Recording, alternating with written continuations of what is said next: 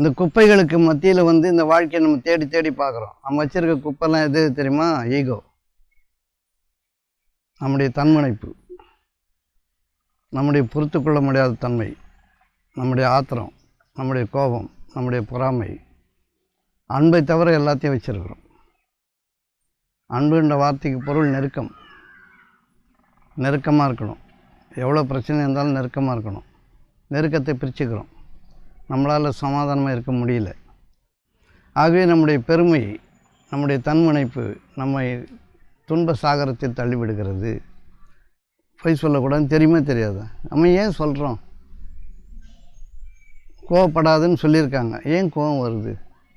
இப்போ குடும்பத்தை இறையருளால் குடும்பத்தை எப்படி வளர்ப்பது அப்படின்னா, குடும்பத்தில் வளர்க்கறது இருக்கட்டும், வாழறது எப்படின்னு முதல்ல தெரியணும்.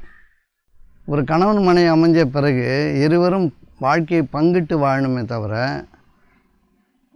தங்களுடைய உரிமையை என் உரிமை இது உன் உரிமை இதுன்னு வாழ முடியாது. கௌரவம், ஜாதி, மதம், அந்தஸ்து, படிப்பு இதை தான் நம்ம முன்ன வைக்கிறோம். ஆண் பெண் வந்து இணைகிறதுக்கு வந்து இதெல்லாம் தேவையில்லை. பண்பும் அன்பும் இருந்தால் போதும். அதே மாதிரி கணவனை வந்து மனைவி வந்து டைரக்ஷன் பண்ணுறது, அவங்க மனநிலைக்கு சாதகமாக திருப்புறது. ஒருத்தருடைய மனநிலை இப்படி இருக்குதுன்னா முதல்ல அந்த அக்செப்ட் பண்ணால் என்னது? நமக்கு சாதகமாக வந்து திருப்புறதுலே தான் நம்முடைய மனம் இருக்குதே தவிர, இப்போ இல்வாழ்க்கையை வந்து சுகமாக வாழணுன்னா ஒரு கணவன் மனைவியினுடைய இயல்புகளை வந்து பெரிய குற்றங்களை பார்க்கக்கூடாது, அதிகாரம் பண்ணக்கூடாது. யாவர்க்குமாம் இன்னுரை தானே, முதல்ல இனிய சொல், இனிய சொல் தானே. இந்த இனிய சொல்ல எல்லாருக்கும் நம்மக்கிட்ட இருக்குதுன்னு தெரியும். நல்லா பேச நம்மளால் முடியும் தானே. பொருளை முதன்மைப்படுத்தியாச்சு. நல்ல இடமா பாருங்கள் அப்படின்னாங்க. வீடு இருக்குது, வாசல் இருக்குது, அது இருக்குது, இது இருக்குது, தோட்டம் இருக்குது, துறவு இருக்குது, படிப்பு இருக்குது, கலெக்டராக இருக்கார், ஆஃபீஸராக இருக்கார், எல்லாம் தான் கேட்டு தான் நம்ம செய்கிறோம். எல்லாமே மனம் தாண்டி, அன்பு தாண்டி, பொருளின் மீது போன பிறகு நம்முடைய வாழ்க்கை சீரழிவு மிக்க வாழ்க்கையாக இருக்கும், சிறப்பான வாழ்க்கையாக இருக்காது. படிப்பதனுடைய அழகே இன்னொருத்தருடைய துன்பத்தை வந்து நம்ம தாங்கிறது எப்படின்னு கற்றுக்கிறதுக்காக. அறிவினான் ஆகுவதுண்டோ பெரிது நோய் தன்னோய் போல் போற்றாக்கடை. நல்ல பேச்சு பேச முடியவே முடியாதா? ஏன் தப்பு பேச்சு பேசணும்? ஒருத்தர் தேவையில்லாமல் ஒருத்தருடைய மனதை காயப்படுத்திட்டாலே அவங்களுடைய துன்பங்கள் உங்களுக்கு டிரான்ஸ்மிஷன் ஆகிடும். இறை அருள்னா என்னது? இறை அருள்னா எல்லாமே தான். இங்கே இருக்கிறது எல்லாமே இறைவனுடைய அருள் தான், தனியாக ஒன்றும் இல்லை. எல்லாம் நம்மளை சுற்றி இருக்கிறதெல்லாம், சுற்றி இருக்கிற சூழ்நிலைகள்லாம் இறை அருள் தான். நம்முடைய உணவு அப்படின்னு நமக்கு இறைவன் கொடுத்தா அந்த சாப்பிட்டதுக்கான நன்றி உணர்வு என்னன்னு நல்ல பேச்சு தான். ஆகவே வார்த்தைகளை நிதானப்படுத்தி அழகான வார்த்தைகளை தவிர பேசக்கூடாது. கனி இருப்ப காய் கவர்ந்துட்டு நீங்கள் தூண்டப்படும் போது, அவமானப்படுத்தப்படும் போது உங்களால் பொறுமையாக இருக்க முடியுதுனா தான் நீங்கள் மானமுள்ள மனிதர். இப்போ இந்த அன்பு என்பது செத்துப்போன இடம் வந்து குடும்பமாக இருந்ததுன்னா நீங்கள் நரகத்தில் தான் வாழ்கிறீர்கள். இப்போ இல்லற வாழ்க்கை என்பது விட்டு கொடுப்பதிலும் சகித்தலிலும் பொறுத்தலிலும் இருக்கிறத தவிர சண்டை போட்டு நீயா நானான்னு பேசுகிறதுல எதுவுமே இல்லை. தெரியாத விஷயங்களில் சண்டை போட்டுடலாம், யார் யாரோ சொன்ன விஷயங்களில் சண்டை வந்துடலாம், தப்பு இல்லை. ஆனால் உடனடியாக சமாதானம் ஆகணும். யார் முதல்ல சமாதானம் ஆகிறாங்களோ அவர்கள் சொர்க்கத்தை சுதந்திரித்துக் கொள்கிறார்கள். யார் முதல்ல பணிகிறாங்களோ அவர்கள் உயர்த்தப்படுகிறார்கள். தன்னைத்தானே தாழ்த்துபவன் உயர்த்தப்படுகிறான்.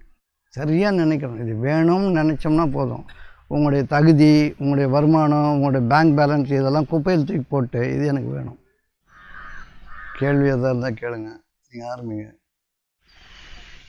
இறை அருளோடு குடும்பத்தை வளர்ப்பது எப்படி? இறை அருளோடு குடும்பத்தை வளர்ப்பது எப்படி? வணக்கம் ஐயா. நினைக்க அது நடக்க என்கிற கருத்தை பல கிளாஸில் விளக்கி சொல்லியிருக்கீங்க. அதற்கு எடுத்துக்காட்டாக உங்கள் வாழ்க்கையில் நடந்த பல விஷயங்களை விளக்கி சொல்லியிருக்கீங்க. இன்றைக்கி மணிகண்டன் வீட்டை கூட அதே கோணத்தில் தான் நான் பார்க்குறேன். பொதுவாக சொல்லி கேள்விப்பட்டிருக்கேன், வீட்டை கட்டிப்பார், கல்யாணம் பண்ணிப்பாருன்னெலாம். கண் முன்னாடி நீங்கள் வந்துருது சாவகாசமாக அந்த வீட்டை கட்டி முடிச்சிங்க, எந்த பரபரப்பும் இல்லாமல். இது இறை அருளால் நடந்ததை கண்கூடா காட்டிங்க. நாமளும் வாழ்க்கையில் அந்த சொல்படி வாழ்கிறதுக்கு மேலும் கொஞ்சம் விளக்கமாக சொன்னீங்கன்னா நல்லாயிருக்கும். கேள்விகள் கேட்குதா? கேள்விகள் ஏன் கேட்கணுன்னா, நீங்கள் எந்த நிலைமையில் இருக்கீங்கன்னு உங்களுக்கே தெரியணும். நீங்கள் என்ன மனநிலையில் இருக்கீங்க அப்படின்றது உங்களுக்கு தெரியணுன்றதுக்கு தான் கேள்வி கேளுங்க. வேணால் கிட்ட வந்துடுங்க. நம்முடைய மனநிலை எப்படி இருக்குதுன்றது பொறுத்து தான் வாழ்க்கை அமையுது. மனம் வந்து சமாதானமாக இருக்கும்போது ஒரு வாழ்வும், கலவரமாக இருக்கும்போது ஒரு வாழ்வும் நிகழுது. இந்த மனதை வந்து சரியாக புரிஞ்சுக்கலன்னா வாழ்க்கையை புரிஞ்சிக்க முடியாது. வாழ்க்கை என்பது வேற எங்கேயோ இல்லை, நம்ம தான் வாழ்க்கை. நம்ம தான் வாழ்க்கைன்றது தெரியணும். வாழ்க்கையை நம்ம தனித்தனியாக பார்க்குறோம். வாழ்க்கையை நம்மையும் தனித்தனியாக பார்க்குறோம். நான் வாழறேன், வாழ்வே நம்ம தான். இந்த உலகம் நம்மளால் அனுபவிக்கப்படுது, நம்ம உலகத்தை அனுபவிக்கிறோம் அப்படின்னு நம்ம நினைக்கிறோம். உலகம் நம்மளே அனுபவிக்கிறதா நினைக்கிறோம், மாற்றி மாற்றி நினைக்கிறோம். அதனால் வந்து இவர் இப்போ கேட்குறாரு, இறையருளோடு குடும்பத்தை வளர்ப்பது எப்படி அப்படின்னு ஒரு கேள்வி. ரெண்டாவது கேள்வி வந்து நினைக்க நடக்க அது எப்படி. 2 கேள்வி இருக்குது. இறையருளோடு குடும்பத்தை நடத்துவது எப்படின்னா, இறையருள் எல்லா இடத்துலையும் நமக்கு இருக்குது, நீக்கமர நிறைஞ்சிருக்கு. இருக்கிறது அது மட்டும்தான். அந்த இறைவருளில் நம்முடைய வாழ்க்கை நடந்துகிட்ருக்குது. இது நமக்கு தெரிய மாட்டேங்குது. நம்ம படைப்புகளை பற்றியே கவனம் வைக்கிறோம். எல்லா படைப்புகளை பற்றியும், வீடு, காரு, இந்த பூமியில் கிடைக்கிற பொருட்களை பற்றி தான் கணக்கு வைக்கிறோம். ஆனால் நிறைய விஷயங்கள் நமக்காக வந்து தானாக நடைபெற்றுக்கிட்டு இருக்குது, தானாக நடைபெறுது இல்லையா? இப்போ மழை வருது, காற்று வருது, சூரியன் வந்துட்டுருக்கு, நிலவு வந்துட்டுருக்கு. இதெல்லாம் நமக்காக மேலேருந்து சும்மாவே கிடைக்குது. பூமி மட்டும் பாடுபட்டு எடுக்க வேண்டியதாக இருக்குது. இந்த பாடுபட்டு எடுக்க வேண்டிய பூமியை வந்து நம்ம கால்கள் கீழே இறைவன் வச்சுருக்கான்றது நமக்கு தெரியல. தலைக்கு மேலே இருக்கிறதெல்லாம் சும்மா தான் வருது, காலுக்கு கீழே இருக்கிறது மட்டும் கஷ்டப்பட்டு வருது. இந்த காலுக்கு கீழே இருக்கிறத மேயறதுனால தான் நம்மளால் தலை நிமிர்ந்து வாழ முடியல. தலை நிமிர்ந்து வாழக்கூடிய வாழ்க்கை நமக்கு இருக்குதுன்றதை நம்ம மறந்து போயிட்டோம். அதனால தலைக்கு மேலே இருக்கிறதெல்லாம் சும்மா வருது. சும்மா வருதுனால அதனுடைய சிறப்பு நமக்கு தெரியல.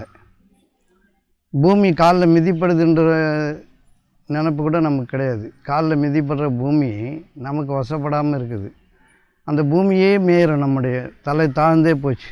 இந்த காசு, பணம், வருமானம், அந்தஸ்து, மரியாதை, மானம் நிறைய வச்சுருக்கோம் இல்லையா?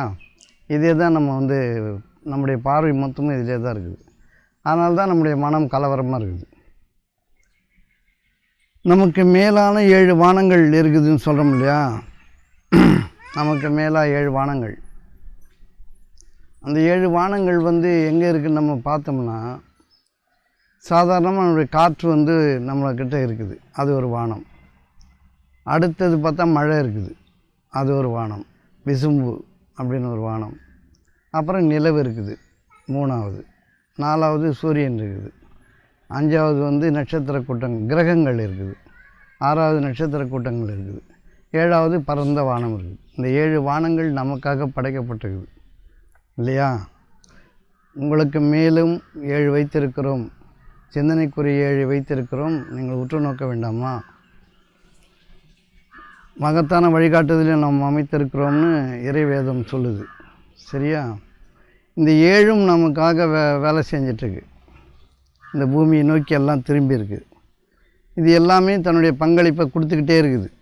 இந்த பூமி வாழ்க்கைக்காக இந்த 7 வானங்களும் செம்மைப்படுத்தப்பட்டு எல்லா ஆற்றல்களும் நம்ம நோக்கி வந்துக்கிட்டே இருக்குது. அதனால தான் வந்து நம்மளால் இந்த பூமியில் வந்து வாழ முடியறதுன்னு காரணம் இது எல்லாம் நமக்காக வசப்படுத்தப்பட்டிருக்குது. இந்த காற்றின் மீது ஏராளம் ஆற்றல் இருக்குது, மழையின் மீது ஏராளம் ஆற்றல் இருக்குது, நிலவு, சூரியன், சந்திரன், நட்சத்திர கூட்டங்கள் எல்லாத்துலேயும் ஏராளமான ஆற்றல்கள் இருக்கிறது நமக்கு தெரியல. தெரிஞ்சால் நம்ம அதிலேருந்து எடுத்துக்கலாம். வீட்டுக்குள்ளே நிறைய பொக்கிஷங்கள் வச்சுக்கிட்டு யாராவது கஷ்டப்பட்டு கஞ்சி சோறு சாப்பிடுவாங்களா? சாப்பிட மாட்டாங்க. நம்முடைய சிந்தனை பூமியின் மீது இருக்கிற வரைக்கும், பூமியில் இருக்கிற பொருள்களின் மீது இருக்கிற வரைக்கும் நம்முடைய வாழ்க்கை செம்மையாக அமையறதுக்கு வாய்ப்பே இல்லை. இந்த பூமியை நோக்கி தான் நம்முடைய பார்வை மொத்தமும் தலை கவிழ்ந்தே இருக்குது. நல்லா பாருங்கள், எப்போவுமே நம்முடைய தலை கவிழ்ந்தே இருக்குது, நிமிர்ந்து இல்லை. நிமிர்ந்த வாழ்க்கை, மற்றதெல்லாம் படைப்புகள் எல்லாம் திசை நோக்கி படைக்கப்பட்டிருக்குது.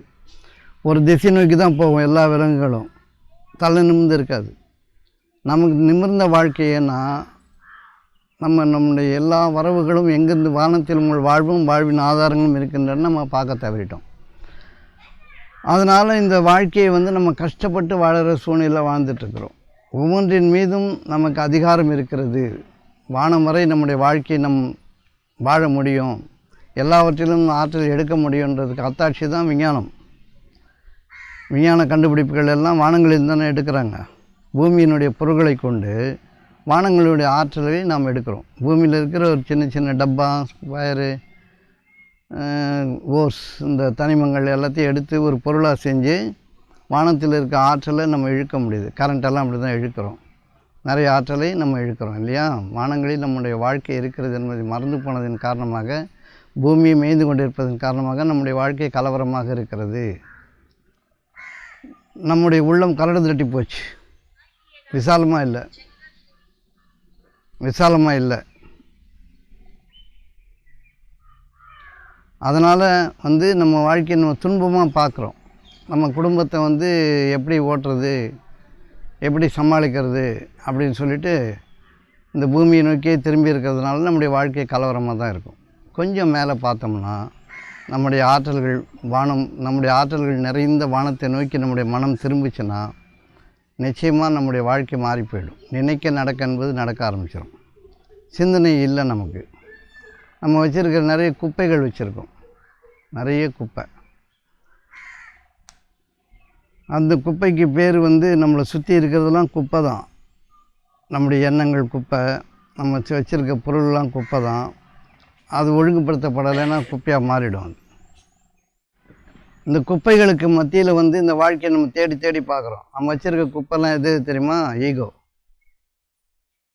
நம்முடைய தன்முனைப்பு, நம்முடைய பொறுத்து கொள்ள முடியாத தன்மை, நம்முடைய ஆத்திரம், நம்முடைய கோபம், நம்முடைய பொறாமை, அன்பை தவிர எல்லாத்தையும் வச்சுருக்கிறோம். அன்புன்ற வார்த்தைக்கு பொருள் நெருக்கமாக இருக்கணும். எவ்வளோ பிரச்சனை இருந்தாலும் நெருக்கமாக இருக்கணும். நெருக்கத்தை பிரிச்சுக்கிறோம். நம்மளால் சமாதானமாக இருக்க முடியல.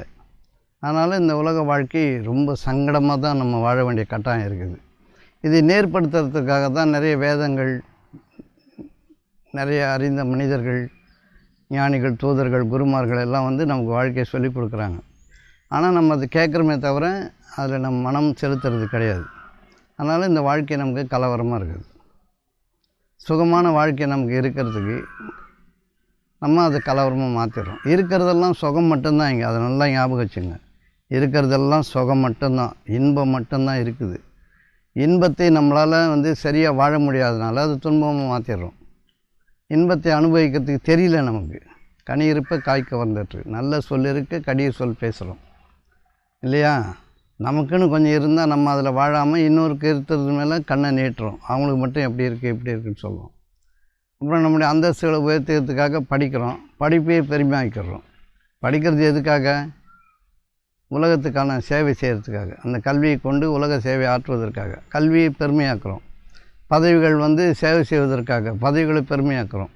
ஆகவே நம்முடைய பெருமை, நம்முடைய தன்முனைப்பு நம்மை துன்ப சாகரத்தில் தள்ளிவிடுகிறது. இப்போ இதெல்லாம் நமக்கு தெரிஞ்சு நம்மளால் சும்மா இருக்க முடியாது. பொய் சொல்லக்கூடாதுன்னு எல்லாருக்கும் தெரியும்ல, ஏன் சொல்லணும்? பொய் சொல்லக்கூடாதுன்னு தெரியுமா தெரியாதா? நம்ம ஏன் சொல்கிறோம்? கோவப்படாதுன்னு சொல்லியிருக்காங்க, ஏன் கோவம் வருது? பொறாமைப்படக்கூடாதுன்னு காலங்காலமாக சொல்லிட்டு வராங்கள்ல, ஏன் படுறோம்? அது நம்ம திரும்பி திரும்பி நம்மளை தான் கேட்கணும். நம்ம கோவம் வரும் போதெல்லாம் நமக்கு ஏன் கோவம் வருதுன்னு நம்ம கேட்கணும். எதுக்காக கோவம் வருது? நம்முடைய செயல்பாடுகள் எல்லாம் நமக்கு எதிராகவே இருக்குது. நம்ம செய்கிற செயல் அனைத்தும் நமக்கு எதிராகவே செய்கிறோம். நம்மளால் ஒருத்தர் கூட பொறுத்துக்க முடியலன்றது தான் நிஜம். ஒருத்தர் கூட பொறுத்துக்க முடியல. அம்மாவையோ அப்பாவையோ கூட பொறுத்துக்க முடியல. கணவனை பொறுத்துக்க முடியல, மனைவியை பொறுத்துக்க முடியல, பிள்ளைகளை பொறுத்துக்க முடியல. ஏன்னா எல்லாருடைய இயல்பும் அவங்களுடைய சுயநலம்தான். அவங்களுடைய தேவை தான் அவங்களுடைய வாழ்க்கையாக இருக்குது. அந்த தேவையின் மீது நம்ம குறுக்கீடு செய்யும்போது நமக்கு சாதகமாக திருப்பும் பொழுது சண்டை வந்துடுது. குடும்பங்களில் ஏராளம் சண்டை வர்றதுக்கு காரணம் வந்து எல்லோரும் எல்லாரையும் மதிக்கணும், எல்லாரும் நம்மளை மதிக்கணும்னு நம்ம நினைக்கிறோம். நம்ம யாரையும் மதிக்கணும்னு நினைக்கிறது இல்லை. நமக்கு சாதகமாக எல்லாம் அமையணும்னு நினைக்கிறது தான் பெரிய துன்பத்துக்கு காரணம். இப்போ குடும்பத்தை இறையொருளால் குடும்பத்தை எப்படி வளர்ப்பது அப்படின்னா, குடும்பத்தில் வளர்க்கறது இருக்கட்டும், வாழறது எப்படின்னு முதல்ல தெரியணும். கணவன் மனைவி எங்கு அமைதியாகவும் சமாதானத்தோடும் ஒற்றுமையோடு இருக்கிறாங்களோ அவங்களுக்கு உலகத்தில் எந்த கஷ்டமும் வர்றதுக்கு வாய்ப்பே இல்லை. கணவனும் மனைவியும் ஒருத்தருக்கு ஒருத்தர் அனுசரித்து விட்டு கொடுத்து சமாதானமாக இருந்தால் அவங்களுக்கு எந்த துன்பம் வர்றதுக்கு எந்த விதமான வாய்ப்பும் இங்கே கிடையாது. இதுதான் முக்கியமான ஒரு விஷயம். இது மட்டும் தெரிஞ்சிக்கிட்டாலே போதும். கணவன் மனைவியும் சண்டை போடாமல் இருக்கிறது எப்படின்றத நம்ம கற்றுக்கணும். சண்டைக்கு காரணம் என்னது? உரிமை கோரல், மதிப்பு தேடுதல், மரியாதை தேடுதல், இதுதான் சண்டை காரணம். புரியுதா? அது ஒருத்தர் மதிப்பு தேடுறோம், கொடுக்கணுன்றதில்ல, தேடுறோம், உரிமை கோர்றோம், பெண்ணுரிமை ஆணுரிமை இதெல்லாம் பேசுகிறோம். ஒரு கணவன் மனைவி அமைஞ்ச பிறகு இருவரும் வாழ்க்கையை பங்கிட்டு வாழணுமே தவிர தங்களுடைய உரிமையை ஏன் உரிமை இது உன் உரிமை இதுன்னு வாழ முடியாது. இப்போ சாதாரணமாக வந்து காலையில் சமையல் செய்கிறவங்க பெண்களாக இருக்கிறாங்கன்றது தான் நிஜமாக இருக்குது. இப்போ கணவன் வந்து சமையலில் பங்கெடுக்கும் போது அவர் வந்து கூட உதவி செய்கிறாரு. இதில் நீ தான் சமைக்கணும் அப்படின்ற வேலையை வந்து தனித்து விட முடியாது.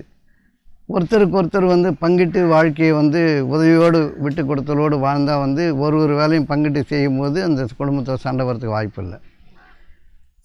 குற்றம் குறைகளை கண்டுபிடிக்கும் போது சண்டை வந்துடுது. இப்போ ஃபெமினிசம் வேறு இருக்குது, பெண்ணுரிமை ஆணுரிமை என்னுடைய உரிமையெல்லாம் பேசுகிறோம் இல்லையா? அந்த உரிமைகள் கோருவது தான் பெரிய சங்கடமான விஷயமா இருக்குது. எதுக்காக உரிமை கோரணும்? 2 பேரும் இணைஞ்சாச்சு, கணவன் மனைவி இணைஞ்சாச்சு, வாழ்க்கையை தொடங்கியாச்சு. என்னென்ன தேவைகள் இருக்கோ எல்லோரும் சிந்தித்து கலந்து பேசி எப்படி அதை சம்பாதிக்கிறது, எப்படி அனுபவிக்கிறதுன்னு கற்றுக்க வேண்டியது தானே. இது இல்லாமல் வந்து நம்ம வாழ்க்கையை தொடங்குறதே தப்பாக தொடங்குகிறோம். எப்படி தொடங்குகிறோம்? கல்யாணம் பண்ணும்போது எப்படி தொடங்குகிறோம் வாழ்க்கையை? நல்ல பொண்ணாக யாராவது கேட்குறாங்களா? நல்ல இடமா பாருன்றாங்க. நல்ல இடம் கிடச்சா பாருங்கள், நல்ல இடமா பாருங்கள், நல்ல பெண்ணாக பார்க்கணுன்னு சொல்ல நல்ல இடம்ன்றாங்க. புரியுது உங்களுக்கு? அப்போ வசதி வாய்ப்புகள் தான் வந்து வாழ்க்கையை தொடங்கும் போதே முன்ன வைக்கப்படுது. கௌரவம், ஜாதி, மதம், அந்தஸ்து, படிப்பு இதை தான் நம்ம முன்ன வைக்கிறோம். ஆண் பெண் வந்து இணைகிறதுக்கு வந்து இதெல்லாம் தேவையில்லை, பண்பும் அன்பும் இருந்தால் போதும். அதனால தான் அந்த கல்யாண பத்திரிகையில் வந்து அன்பும் அறனும் உடைத்தாயின் இல்வாழ்க்கை பண்பும் பயனும் அதுன்னு அர்த்தம். அன்பும் அறனும் உடைத்தாயின், அன்புனா நெருக்கம், எதை கொண்டும் வந்து யாருக்கிட்டையும் உறவை பிரிச்சுக்கூடாதுன்றது தான் அன்பு. அன்புனா ரொம்ப பெருசாக வந்து கருத்து நினைக்கக்கூடாது, ஒரு நெருக்கத்தை பிரிச்சிக்கூடாது. நம்ம ஒரு உறவுகளை தாய் தந்தையோட, மனைவியோட, கணவனுடைய, உற்றார் உறவினுடைய, அக்கம் பக்கத்தாருடைய நெருக்கத்தை பிரிச்சிக்கூடாது. என்ன பிரச்சனை இருந்தாலும் நெருக்கமாக இருக்கணும். உறவுகளை பிரிச்சிக்கூடாதுன்றது தான் அன்புன்ற வார்த்தைக்கு பொருள். இப்போ வந்து அன்பும் அறனும் உடைத்தாயின் இல்வாழ்க்கை பண்பும் பயனும் அது. அன்பு வந்து பண்பாக இருக்கணும், அறம் வந்து அதனுடைய பயனாக இருக்கணும். அப்போ அந்த அன்பும் அறனும், அறன்னா நேர்மை தவறாத வாழ்க்கை, அறம் தவறாத வாழ்க்கை. அறம் தவறக்கூடாதுன்னு என்ன அர்த்தம்? ஒருத்தருடைய இயல்பு இந்த மாதிரி இருக்குதுன்னா அவரை வந்து அனுமதிக்கணும். சரி, காலைல நான் 7 மணிக்கெலாம் சாப்பிடுவேன் அப்படின்னாருன்னா சாப்பிடுங்கன்னு சொல்லணும். இல்லை 8 மணிக்கு தான் சாப்பிடணுன்னு வந்து நம்ம சொல்லக்கூடாது. அவங்களுடைய விருப்பப்படி சாதாரண உலகத்தை அனுமதிக்கிறது தான் வந்து அன்பு. அதுதான் நெருக்கம். ஒருத்தருடைய இயல்பு வேறு மாதிரி தானே இருக்கும்.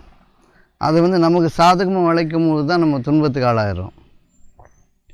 அப்போ எந்த குடும்பத்தில் கணவனும் மனைவியும் வந்து ஒற்றுமையோடு இருக்கிறாங்களோ அவங்க உலகத்தில் ஒரு துன்பமும் வர்றதுக்கு வாய்ப்பு இல்லை. இது நீங்கள் பூரணமாக நம்பலாம்.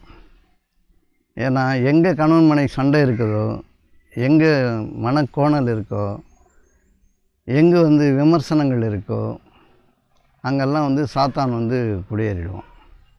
சாத்தான்னா குழப்பம் கொடியேறிடும். சரியா? எந்த சூழ்நிலையும் கணவன் மனைவி சண்டை போடாமல் இருந்தாங்கன்னா அவங்களுக்கு வந்து இந்த உலக வாழ்க்கை சொர்க்கமாக மாறிடும். இருக்கிறதே போதும், இருக்கிறதே பெரிய இன்பமாக இருக்கும். சும்மா கூட இருக்கிறதே பெரிய இன்பமாக இருக்கும். கணவன் கூட இருந்தாலே பெரும் சுகமாக இருக்கும். மனைவி பக்கத்தில் இருந்தால் போதும், பெரும் சுகமாக இருக்கும். அந்த அந்த அமைதிக்கும் அந்த ஆனந்தத்துக்கு முன்னாடி வந்து பொருள்கள் வந்து துச்சமாகிடும். ஒன்றுமே இருக்காது. அந்த பொருள்களின் மீது எந்த ஆர்வமும் யாருக்கும் வரத்துக்கு வாய்ப்பு இல்லை. கணவன் மனைவி உறவு மட்டுமே, அந்த நெருக்கம் மட்டுமே பேரின்பமாக மாறிவிடும். அதனால தான் இல்வாழ்க்கை, அந்த இல்லற வாழ்க்கை ஒன்று அப்படின்னு சொல்கிறது அறமிகுந்த வாழ்க்கை. அந்த அறமிகுந்த வாழ்க்கை என்பது கணவன் மனைவியினுடைய நெருக்கம்தான். அப்படி நெருக்கமாக இருந்தாலே அந்த குடும்பம் வளர்வதாக இருக்கிறது, வாழ்வதாக இருக்கிறது, சுகமாக இருக்கும். அது எப்பவும் ஒரு துன்பத்தை சந்திக்கிறதுக்கு வாய்ப்பே இல்லை. இப்போ கணவன் மனைவி எப்படி நெருக்கமாக இருக்கிறது? சாதாரணமாக இருக்கிறது தான். நெருக்கமாக இருக்கிறதுனா சாதாரணமாக இருக்கிறது தான். இப்போ ஒரு நைட்டி போட்டு வராங்கன்னா சரி ரைட்டு போட்டு இருக்கட்டும், நைட்டி போட்டு வந்திருக்கிறேன் அப்படின்னு ஆரம்பித்தாலும் போதும். சரி போட்டு அவங்களுக்கே தெரியும் தன்னை எப்படி பாதுகாப்பாக வச்சுக்கணும், மான மரியாதையோடு வச்சுக்கணும், அழகாக வச்சுக்கணும். அவங்களுக்கே தெரியும். எல்லாத்தையும் தலையிடுறது. பொட்டை இப்படி வைக்காத, அப்படி வைக்காத, இந்த செயின் இப்படி போடாத அப்படின்னா நம்ம சொல்கிறோம் இல்லையா? அதே மாதிரி கணவனை வந்து மனைவி வந்து டைரக்ஷன் பண்ணுறது, அவங்க மனநிலைக்கு சாதகமாக திருப்புறது. ஒருத்தருடைய மனநிலை இப்படி இருக்குதுன்னா முதல்ல அந்த அக்செப்ட் பண்ணால் என்னது? ஆமென் அப்படின்ற வார்த்தை அதுக்காக தான் சொன்னது. அதை அக்செப்ட் பண்ணால் என்னது? சரி, சாதாரணமாக இருக்கட்டுமே, கொஞ்ச நேரம் இருக்கட்டுமே. அது நமக்கு உடனே நமக்கு பிடிக்க மாட்டேங்குது. எந்த ஒரு விவகாரமும் நமக்கு உடனே பிடிக்க மாட்டேங்குது. நமக்கு சாதகமாக வந்து திருப்புறதுலே தான் நம்முடைய மனம் இருக்குதே தவிர, அவங்க கொஞ்ச நேரம் அந்த போட்டு இருக்கட்டும்ன்ற விட்டு கொடுத்தல் இல்லாதனால உடனே குழப்பம் வந்துடும். இப்போ சாப்பாடு போகிறாங்க, கொஞ்சம் உப்பாயிடுச்சு, சாப்பாடு உப்பாயிடுச்சின்னு தெரியுதில்ல, உப்பாயிடுச்சு அவ்வளோதான். கொஞ்சம் வேறு தண்ணி ஊற்றி சாப்பிட்லாம், இல்லை அந்த சாப்பாடு வேறு மாதிரி மாற்றி சாப்பிட்லாம். அந்த பொறுமை நமக்கு இருக்கணும்ல, அந்த பொறுமை இருக்காது. ஏதாவது ஒன்று அவங்க எதிர்பார்த்து நம்மக்கிட்ட கேட்கும் போது சிடுசிடுன்னு பேசுறது, மூஞ்சி காட்டி பேசுறது, சண்டை போடுற துணியில் பேசுறது, தன்னுடைய இயலாமையை மறைக்கிறதுக்கு நிறைய விஷயங்களை அவங்க மேலே திணிக்கிறது. இந்த வாழ்க்கை தான் துன்பமயமானது. கணவனும் மனைவியும் வந்து ஒரு கணவன் மனைவி தான் வந்து வாழ்க்கைக்கு அடித்தளம். புரியுது உங்களுக்கு? பேரண்ட்ஸாக இருந்தால் நம்ம அம்மா அப்பாவும் கணவன் மனைவி தான். இப்போ கணவன் மனைவின்றது தான் வந்து அடித்தளம். இந்த அடித்தளத்தில் பிளவுகளை ஏற்படுத்துறது, தன்னை வந்து நிலைநிறுத்த பாடுபடுறது, நம்மளை வந்து அவங்க முன்னாடி பெருசாக காட்டுறதுக்கு நம்ம முயற்சி பண்ணுறோம். எந்த ஒரு விஷயமும் யார் தாழ்ந்து போகிறானோ அவனுக்கு சுகமாக அமைஞ்சிடும், யார் முதன்மைப்படுத்துகிறானோ அவனுக்கு துக்கமாக அமைஞ்சிடும். இப்போ இல்வாழ்க்கையை வந்து சுகமாக வாழணுன்னா ஒரு கணவன் மனைவியினுடைய இயல்புகளை வந்து பெரிய குற்றங்களை பார்க்கக்கூடாது, அதிகாரம் பண்ணக்கூடாது. இந்த அதிகாரம் வந்து ரொம்ப அருவருப்பானது சொல்லலாம், ஆனால் கட்டுப்படுத்துதல்ன்ற பேரில் வந்து அதிகாரம் வந்து அருவருப்பானது. அந்த மாதிரி அதிகாரங்கள் இருக்கிற இடம் வந்து நரகமாக தான் இருக்கும். கனிவாக பேசணும், கனிவாக பேசணும். யாவர்க்குமாம் இறைவர்க்கோர் பச்சிலை அப்படின்னு ஒரு திருமந்திரம் பாட்டு இருக்குது. யாவர்க்குமாம் இறைவர்க்கோர் பச்சிலை, யாவர்க்குமாம் பசுவிற்கோர் வாயுரை, யாவர்க்குமாம் உண்ணும்போது ஒரு கைப்பிடி, யாவர்க்குமாம் இன்னுரை தானே. முதல்ல இனிய சொல் தானே. இந்த இனிய சொல்ல எல்லாருக்கும் நம்மக்கிட்ட இருக்குதுன்னு தெரியும். நல்லா பேச நம்மளால் முடியும் தானே, நல்லா பேச முடியும் தானே, கனிமாக பேசலாம் தானே. ஏன் நம்மளால் பேச முடியல? ஏன் நம்மளால் பேசலாம்? நம்முடைய இனாபிலிட்டி, இயலாமை. நம்மளால் பல விஷயங்கள் நம்மளால் முடியல, அது உங்களுக்கு தெரியல. உங்களால் முடியாததை வந்து முடிஞ்சது போல் சித்தரிக்கிறீங்க, அதிகாரம் பண்ண முயற்சி பண்ணுறீங்க. ஒரு மனைவியை சந்தோஷமாக வச்சுக்கிறதுக்கு எத்தனையோ காரணிகள் இருக்குது. ஆனால் அந்த இனிய சொல்லு இருக்குது பாரு, அதை தாண்டி ஒன்றுமே இல்லை. கனிவான பேச்சே ஒரு மனைவிக்கு போதுமானது. புரியுது உங்களுக்கு? அதே மாதிரி மனைவி வந்து கனிவான பேச்சே ஒரு கணவனுக்கு போதுமானது. பொருள் 2ஆம் பட்சம்தான். ஆனால் நம்முடைய இயலாமை வந்து நம்மக்கிட்ட நிறைய விஷயங்கள் நம்மளால் முடியாமல் இருக்குன்னு நமக்கு தெரியும். நம்மளை விரும்பினதை வாங்கி கொடுக்க முடியாது, விரும்பினதை செய்ய முடியாது, விரும்பின நேரத்தில் நம்மளால் அவங்கள ஒத்துழைக்க முடியாதுலாம் நமக்கு தெரிஞ்சிச்சுன்னா இதையே கோபமாக்கிறது. இதையே கோபமாக்கி காரணமாக்கி உனக்கு இது போதும், உன் மூஞ்சிக்கு இது போதும் இப்படிலாம் சொல்லிடுறது. புரியுதா உங்களுக்கு? நீ வரும்போது நான் அப்படியே வாரிட்ட வந்தேன் அப்படின்னு கேட்குறது. வரும்போது எதுக்கு வாரிட்டு வரணும்? உங்கள் அம்மா வீட்டிலேருந்து கப்பலாக இறங்கிச்சிருக்காம்மா. கப்பலை இறங்கிறதுக்கு அவங்க வேறு எதனா ஒரு கப்பல்காரனை பிடிச்சிருப்பாங்க. உன்னை எதுக்கு வக்கத்தவனை பிடிச்சிக்கிட்டு வாழ்க்கையை தொடங்கணும்? கப்பல் இறங்குனா கப்பல்காரங்க பிடிச்சிருப்பாங்கள்ல. இல்லை கப்பலில் இறங்குனா நீ வந்து ஒரு டேபிள் துடைக்கிறவன கூட இருக்க மாட்டேன். அப்புறம் அப்படி கப்பல் எப்படி இறங்கும்? உங்கள் வீட்டில் இந்த கப்பலாக இறங்குச்சின்னு கேட்குறாங்களா எல்லோரும். அப்புறம் அந்த வாழ்க்கை எப்படி நல்லாயிருக்கும்? பெண்கிட்ட பேரம் பேசி கல்யாணத்தை தொடங்குறவன், காசு வாங்கி கல்யாணத்தை தொடங்குறவன், வரதட்சணை கேட்டவன், பெண்ணின் மூலமாக வந்து வசதி வாய்ப்பை தேடுறவன்லாம் எப்படி வந்து நல்ல வாழ்க்கை வாழ முடியும்? அந்த பெண்ணுக்கு எப்படி சமாதானத்தை கொடுக்க முடியும்? பொருள் முதன்மைப்படுத்தியாச்சுல்ல, பொருளை முதன்மைப்படுத்தியாச்சு. நல்ல இடமா பாருங்கள் அப்படின்னாங்க. வீடு இருக்குது, வாசல் இருக்குது, அது இருக்குது, இது இருக்குது, தோட்டம் இருக்குது, துறவு இருக்குது, படிப்பு இருக்குது, கலெக்டராக இருக்கார், ஆஃபீஸராக இருக்கார், எல்லாம் தான் கேட்டு தான் நம்ம செய்கிறோம். எல்லாமே மனம் தாண்டி அன்பு தாண்டி பொருளின் மீது போன பிறகு நம்முடைய வாழ்க்கை சீரழிவு மிக்க வாழ்க்கையாக இருக்கும், தெரியுமா? சிறப்பான வாழ்க்கையாக இருக்காது. நல்ல மனைவி வேணும்னு யாராவது கேட்டாங்கன்னா பரவாயில்ல. நல்ல மனைவி வேணும்னு கேட்டால் நம்ம நல்லவனாக இருக்கணுன்றது தெரியணும்ல. நல்ல மனைவி எப்படி கேட்குறது? மனைவி வேணும்னு கேட்கலாமா? நல்ல மனைவி வேணும்னு கேட்கலாமா? நீ நல்லவனாக இருந்தால் உன் நல்லதாக வரப்போகுது. நல்ல கணவன் வேணும் அப்படின்னா எல்லோரும் கல்யாணம் பண்ணிப்பாங்க, எல்லாருமே திருமணம் பண்ணிப்பாங்க. அதில் நல்ல கணவன்ன்றதுன்னா அப்போ எல்லோரும் நல்லவங்க தானே. எல்லோரும் கேட்குறது நல்ல மனைவி வேணும்னா எல்லாருமே திருமணம் பண்ணுறாங்க. எல்லாருக்கும் நல்ல மனைவி தான், எல்லாருக்கும் நல்ல கணவன் தான். நம்ம நல்லவங்களாக இருந்தால் நல்ல மனைவி வரப்போகுது. எனக்கு ஒரு மனைவி வேணும்னு கேட்குறது இல்லை, நல்ல மனைவி வேணும். அப்போ நம்ம நல்லவங்களாக இருக்கோமா? அடிப்படையே தப்பாக இருக்குது இல்லை. அப்புறம் இறையர்களோடு குடும்பத்தை வளர்ப்பது எப்படி, வளர்க்கிறது எப்படி தெரியவே இல்லை. நம்முடைய குணங்கள் நமக்கு தெரிஞ்சாலும் நம்ம மூடி மறைச்சிட்றோம். முதல்ல நாடகம் ஆடுறோம், நல்லவனை போல் நடிக்கிறோம், கல்யாணம் பண்ணிக்கிட்டு கதையை ஆரம்பிச்சிடுறோம். புரியுது உங்களுக்கு? ஒரு 10 நாளுக்குள்ளேயே வந்து வாழ்க்கையை வந்து வெறுத்து போனவங்க நிறைய பேர் ஆயிடுறாங்க. முதல் தொடுதலை, முதல் ஸ்பரிசமே வந்து அவங்களுக்கு ஹிதமாக இருந்துடுச்சுன்னா, முதல் பேச்சே ஹிதமாக இருந்ததுன்னா வாழ்க்கை கொஞ்ச நாள் நல்லபடியாக ஓடும். ஆரம்பமே பொருளின் அடிப்படையில் வாழ்க்கையை தொடங்கினோம்னா நிச்சயமாக இறையருள் நமக்கு தடைப்பட்டு விடும். பொருளின் அடிப்படையில் யார் வாழ்க்கையை தொடங்குறாங்களோ அவங்களுடைய வாழ்க்கைக்கு இறையருள் இல்லை. பொருளை யார் அப்புறப்படுத்தி விட்டு மனிதர்களை முற்படுத்தி அன்பின் அடிப்படையில் வாழ்க்கையை தொடங்குறாங்களோ அவங்களுக்கு பொருள் தானாக வந்து சேரும். புரியுதா? இது யாருக்கும் வந்து முடிஞ்சால் எல்லோரும் போய் சொல்லுங்கள். கல்யாணம்லாம் இனிமேல் சின்ன வயசில் பண்ணுறவங்க இருந்தாங்கன்னா பொருளை அப்புறப்படுத்துங்க. பொண்ணு வேணும், அவ்வளோதான் கேட்கணும். எனக்கு பொண்ணு வேணும், என் பையனுக்கு மாப்பிள்ளை வேணும், என் பொண்ணுக்கு மாப்பிள்ளை வேணும், அவ்வளோதான் கேட்கணும். அவர் என்ன பண்ணுறாரு ஏது பண்ணுறாருன்னா அது அதுலேயே சேர்ந்து வரும். நீங்கள் வெறுமனே மனிதர்களை மட்டும் கேளுங்க. மனித உதவிகள் தான் வாழ்க்கை. இப்போ திருமண வாழ்க்கையில் நீங்கள் வாங்குகிற பொருளெல்லாம் கூட வந்து ஃபஸ்ட் நைட்டில் வச்சுட்டு இதுதான் நீ கேட்ட, நீ முதல்ல இது கூட இருன்னு சொல்லிட்டு விட்டுட்டு போனால் உங்கள் வாழ்க்கை எப்படி இருக்கும்? படிப்பு வந்து வாழ வைக்காது. படிப்பு வந்து ஒரு எக்ஸ்ட்ரா ஃபிட்டிங் தான், போட்டுக்கிற தோடு மாதிரி நகை மாதிரி கொஞ்சம் அலங்காரமாக இருக்கும். அதை வச்சு மனிதர்களுக்கான சேவையை தான் செய்ய முடியுமே தவிர அதை வச்சுக்கிட்டு உங்களுடைய வாழ்க்கையை வாழ முடியாது. உங்கள் படிப்பெல்லாம் வந்து ஒரு அது வந்து நம்ம கூட இருக்கிற ஒரு அலங்காரம், கொஞ்ச நேரம் இருக்கும், அப்புறம் அது மறைஞ்சு போயிடும். புரியுதா உங்களுக்கு? கல்வி வந்து கற்பது என்பது அன்பின் பெருக்கத்தில் வாழ்வது எப்படி என்பதை அறிவதற்காக. படிப்பதனுடைய அழகு இன்னொருத்தருடைய துன்பத்தை வந்து நம்ம தாங்கிறது எப்படின்னு கற்றுக்கிறதுக்காக. அறிவினான் ஆகுவதுண்டோ பெரிது நோய் தன்னோய் போல் போற்றாக்கடை. அறிவினால் என்ன பயன்? இன்னொருத்தருடைய துன்பத்தை வந்து உன்னுடைய துன்பம் போல் நீ போக்காத பொழுது உன்னுடைய அறிவு எதுக்கு பயன்படும்?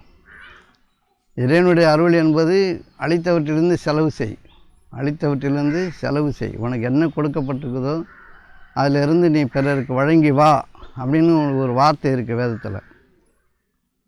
அளிக்கப்பட்டதுலேருந்து செலவு செய்யின்னு சொன்னால் எனக்கு நிறைய கொடுத்துட்டோம் அப்புறம் நான் கொடுக்குறேன்னு தான் நம்முடைய பேரம் கடவுள் கூட நடக்குது. அளித்தவற்றிலேருந்து செலவு செய்ய நம்மளால் முடியாதுன்றதை நம்ம வந்து தெரிஞ்சுக்கிறதுக்காக தான் அந்த வார்த்தை இருக்குது. உனக்கு கொடுத்ததுலேருந்து நீ செலவு செய்ய மாட்ட, உன்னால் கொடுக்க முடியாது என்பதையாவது தெரிஞ்சுக்கோ அப்படின்றது தான் அந்த வார்த்தை இருக்குது. புரியுதா உங்களுக்கு? இப்போ நம்ம அளித்தவற்றிலேருந்து செலவு செய்யணும், உடம்பு பலம் இருக்குது, இன்னொருத்தர் உழைக்கலாம், நல்ல கண் இருக்குது, நல்ல பார்வை பார்க்கலாம், நல்ல வாய் இருக்குது, நல்ல பேச்சு பேசலாம், நல்ல காதெல்லாம் இருக்குது, நல்ல வார்த்தை கேட்கலாம், நல்ல உணவு இருக்குது, நல்லபடியாக சாப்பிட்லாம். உங்களுக்கு என்னெல்லாம் கொடுத்துருக்கோ அதுலேருந்து நீங்கள் செலவு செய்யலாம். நல்ல பேச்சு பேச முடியுமா முடியாதா? ஏன் தப்பு பேச்சு பேசணும்? யாரோ எங்கேயோ நல்லா வாழறாங்க, பக்கத்தில் ஒருத்தர் நல்லா திடீர்னு நகை நட்டெல்லாம் போட்டுட்டு போனால் நமக்கு எப்படி வந்திருக்கோம் அவங்களுக்கு, அவங்க எப்படி வாழறாங்க பாரு, இவங்க எப்படி வாழறப்பாங்கன்னு இணை வைக்கிறோம் இல்லையா? இந்த இணை வைத்த வாழ்க்கை வந்து ரொம்ப அருவருப்பான வாழ்க்கையாக நம்மளை மாற்றி விட்டுடும். நாம் பிறரின் செல்வ வளத்தின்பால் கண்களை நீட்டவர்களாக இருக்கிறோம். அவங்களுக்கு அப்படி இருக்குது, இவங்களுக்கு இப்படி இருக்குன்னு சொல்லி நம்ம மனதை கடக்கவே இல்லை. அதனால தான் வந்து திடீர்னு துன்பங்கள் நம்ம மீது விழறதுக்கு காரணம், நம்மக்கிட்ட நல்லதெல்லாம் இருக்க, நல்லதெல்லாம் எப்படிலாம் கெட்டதாக்க முடியுமோ அப்படி கெட்டதை ஆக்கிறோம். யாராவது வந்து எப்படி இருக்கீங்கன்னு கேட்டால் பார்த்தா தெரியலையான்னு கேட்குறது. எப்படின்னு நல்லா இருக்குன்னு சொல்ல வேண்டியதானே, சொல்லாமல் இல்லையா? எப்படிங்க இருக்கிறீங்க அப்படின்னா நல்லா இருக்காங்க. ஏன் எப்படி தெரியுது உனக்கு பார்த்தா அப்படின்னா, இந்த பேச்சு, இந்த ஆட்டிடியூட், இந்த நடைமுறை வந்து மற்றவங்கள வந்து துன்பப்படுத்துது. அவங்க உடனே அவங்களுடைய துன்பம் வந்து மனசில் நுணுக்குன்னு நினைக்கிறாங்கல்ல, நான் இந்த ஆள் இப்படி பேசுகிறேன், அது வந்து சாபம். சபிக்கிறதுன்றது தேவையில்லை. ஒருத்தர் தேவையில்லாமல் ஒருத்தருடைய மனதை காயப்படுத்திட்டாலே அவங்களுடைய துன்பங்கள் உங்களுக்கு டிரான்ஸ்மிட் ஆகிடும். தேவையில்லாமல் ஒருத்தரை காயப்படுத்தினா அவங்க கொஞ்சம் பாவங்கள் வச்சுருப்பாங்களே, அதை வந்து டிரான்ஸ்மிட் ஆகிடும், உங்களுக்கு வந்துடும். வேறு ஒன்றுமே இல்லை, இது ரொம்ப சீக்கிரமாக நடந்துடும். அதனால் மனிதர்களை வந்து பணிவோடும் கனிவோடும் அணுகணும், அன்போடு பேசணும். அவங்க வந்து கொஞ்சம் வரம் மீறவங்களாக இருப்பாங்க அப்படின்னு நம்மளே கற்பனை பண்ணிக்கிட்டு இருந்தாலும் வரும்போது வணக்கங்க அப்படின்னு சொல்கிறது நல்லது. சரின்னு கொஞ்சமாவது புரிஞ்சுக்கணும். எடுப்பிலேயே அதிகார துஷ்பிரயோகம் பண்ணோம்னா நிம்மதியான வாழ்க்கை நமக்கே இல்லை. புரியுது உங்களுக்கு? நம்முடைய வாழ்க்கை நிம்மதியானது தான், சுகமானது தான். நல்லா காற்று சுகமாக வருது, வெயில் சுகமாக வருது, எல்லாமே நமக்காக வாரி வாரி இந்த பிரபஞ்ச பேராற்றல் கொடுத்துக்கிட்டே இருக்குது. இதன் மீதெல்லாம் கவனம் இல்லை. மன அரிப்பு தாங்க முடியாமல் ஏதாவது ஒரு குழப்பத்தை ஏற்படுத்திக்கிட்டு சண்டை போட்டுக்கிட்டு சச்சரவு பண்ணிக்கிட்டு உப்புக்கு உதவாத விஷயம்லாம், உப்பு தான் உயிர், அந்த மாதிரி விஷயங்களை வந்து உயிரான விஷயங்களை, உப்பு கொஞ்சோண்டு தானே, அது உயிரானது, அது உயிரானதுன்னு மதிக்காமல் அதை வந்து கலவரமாக்குறது. சின்ன விஷயங்கள் போதும் நம்மளை குழப்பத்தை ஏற்படுத்துறதுக்கு, சின்ன விஷயங்கள் போதும். நம்முடைய இயலாமை தான் வந்து எல்லா துன்பங்களுக்கும் காரணம். அறியாமை வந்து மொத்த துன்பத்துக்கும் காரணம். இயலாமை வந்து தொடர்ச்சியாக துன்பங்களை உருவாக்கிட்டே இருக்கு. நம்முடைய இயலாமை என்பது என்னென்னு தெரியும் உங்களுக்கு. நம்மளால் முடியாதெல்லாம் நம்முடைய இயலாமை தான். இந்த இயலாமையை மறைக்கிறதுக்கு நம்ம அதிகாரத்தை பயன்படுத்துகிறோம். இது எல்லாருக்கும் வந்து தெரியும்னு நினைக்கிறேன். உங்களுடைய இயலாமையை மறைக்கிறதுக்கு தான் நீங்கள் அதிகாரத்தை பயன்படுத்துகிறீங்க. உங்களை வந்து வல்லமையோடு காட்ட முற்படுறீங்க. இல்லாததை மறைக்கிறதுக்கு வேறு காரணங்களை போட்டு உங்களை நிலைநிறுத்த பாடுபடுறீங்க. இது போதும், உங்களுடைய உங்கள் குடும்பத்தை கீழே நரகத்துக்கு கொண்டு மறுத்து இது போதும். அப்போ இறை அருள்னால் என்னது? இறை அருள்னால் என்னது? இறை அருள்னால் எல்லாமே தான். இங்கே இருக்கிறது எல்லாமே இறைவனுடைய அருள் தான், தனியாக ஒன்றும் இல்லை. எல்லாம் நம்மளை சுற்றி இருக்கிறதெல்லாம், சுற்றி இருக்கிற சூழ்நிலைகள்லாம் இறை அருள் தான். இந்த இறை அருளை நம்ம அனுபவிக்கிறோமா இல்லையா? வெயிலை, காற்று, மழையை, எல்லாத்தையும், பூமி எல்லாத்தையும், சாப்பாடுக்கு கூட எல்லாத்தையும் அனுபவிக்கிறோம். ஒரு சாப்பாடு வேணும்னா அது எவ்வளோ பெரிய படைப்புன்னு யாருக்காவது தெரியுமா? என் கிளாஸ் கேட்டிருந்தீங்கன்னா கொஞ்சம் தெரிஞ்சிருக்கும். ஒரு அரிசி உருவாகிறதுக்கு என்ன நடக்குதுன்னு யாரோ சொல்லுங்கள். ஒரே ஒரு அரிசி, மழை வேணும், தண்ணி வேணும், காற்று வேணும், மொத்த பூமி வேணும், எல்லாமே வேணும். இல்லை, ஒரே ஒரு அரிசி இந்த அகிலம் முழுதும் சுற்றணும். எல்லாமே, மொத்த பூமி வேணும், மொத்த காற்று வேணும், மொத்த மழையும் வேணும். அப்போ தான் ஒரு அரிசி வரும். அந்த அரிசி உங்கள் தட்டில் விழுந்தால் அகிலமே உங்கள் தட்டில் தானே விழுது. அது எவ்வளோ மரியாதையாக சாப்பிட்ணும். மொத்தமும் சேர்ந்து வந்து விழுந்தால் அது ஒரு பணிவோட கனிவோடு அதை வந்து பயந்து தானே சாப்பிட்ணும். அது வந்து பெருமையாக சாப்பிட்றது எப்படி? பேசிக்கிட்டே சாப்பிட்றது, நின்றுக்கிட்டு சாப்பிட்றது, டிவி பார்த்துட்டு சாப்பிட்றது, சாப்பாடு தூக்கி அடிக்கிறது, செல்ஃபோன் பார்த்துட்டு தின்றது, என்ன தின்றது தெரியாமல் தின்றது, இதெல்லாம் உங்களை வந்து நல்ல வாழ்க்கையை கூட்டிகிட்டு போகாது. ஒரு அகிலமே மொத்தமாக வேலை செஞ்சு ஒரு அரிசி வந்தால் அதை சாப்பிட்டுட்டு ஊர்கதை பேசுறது, விளங்காத கதைகள் பேசுறது, வெறுப்பான கதைகள் பேசுறது, இதெல்லாம் நமக்கு உண்டானது, நமக்கு ஆகுமானது. அதெல்லாம் சாப்பிட்ற சாப்பாட்டுக்கு வந்து நன்றியோடு இருக்கணும்ல. தவறான விஷயங்கள் நம்மளால் எப்படி பேச முடியுது?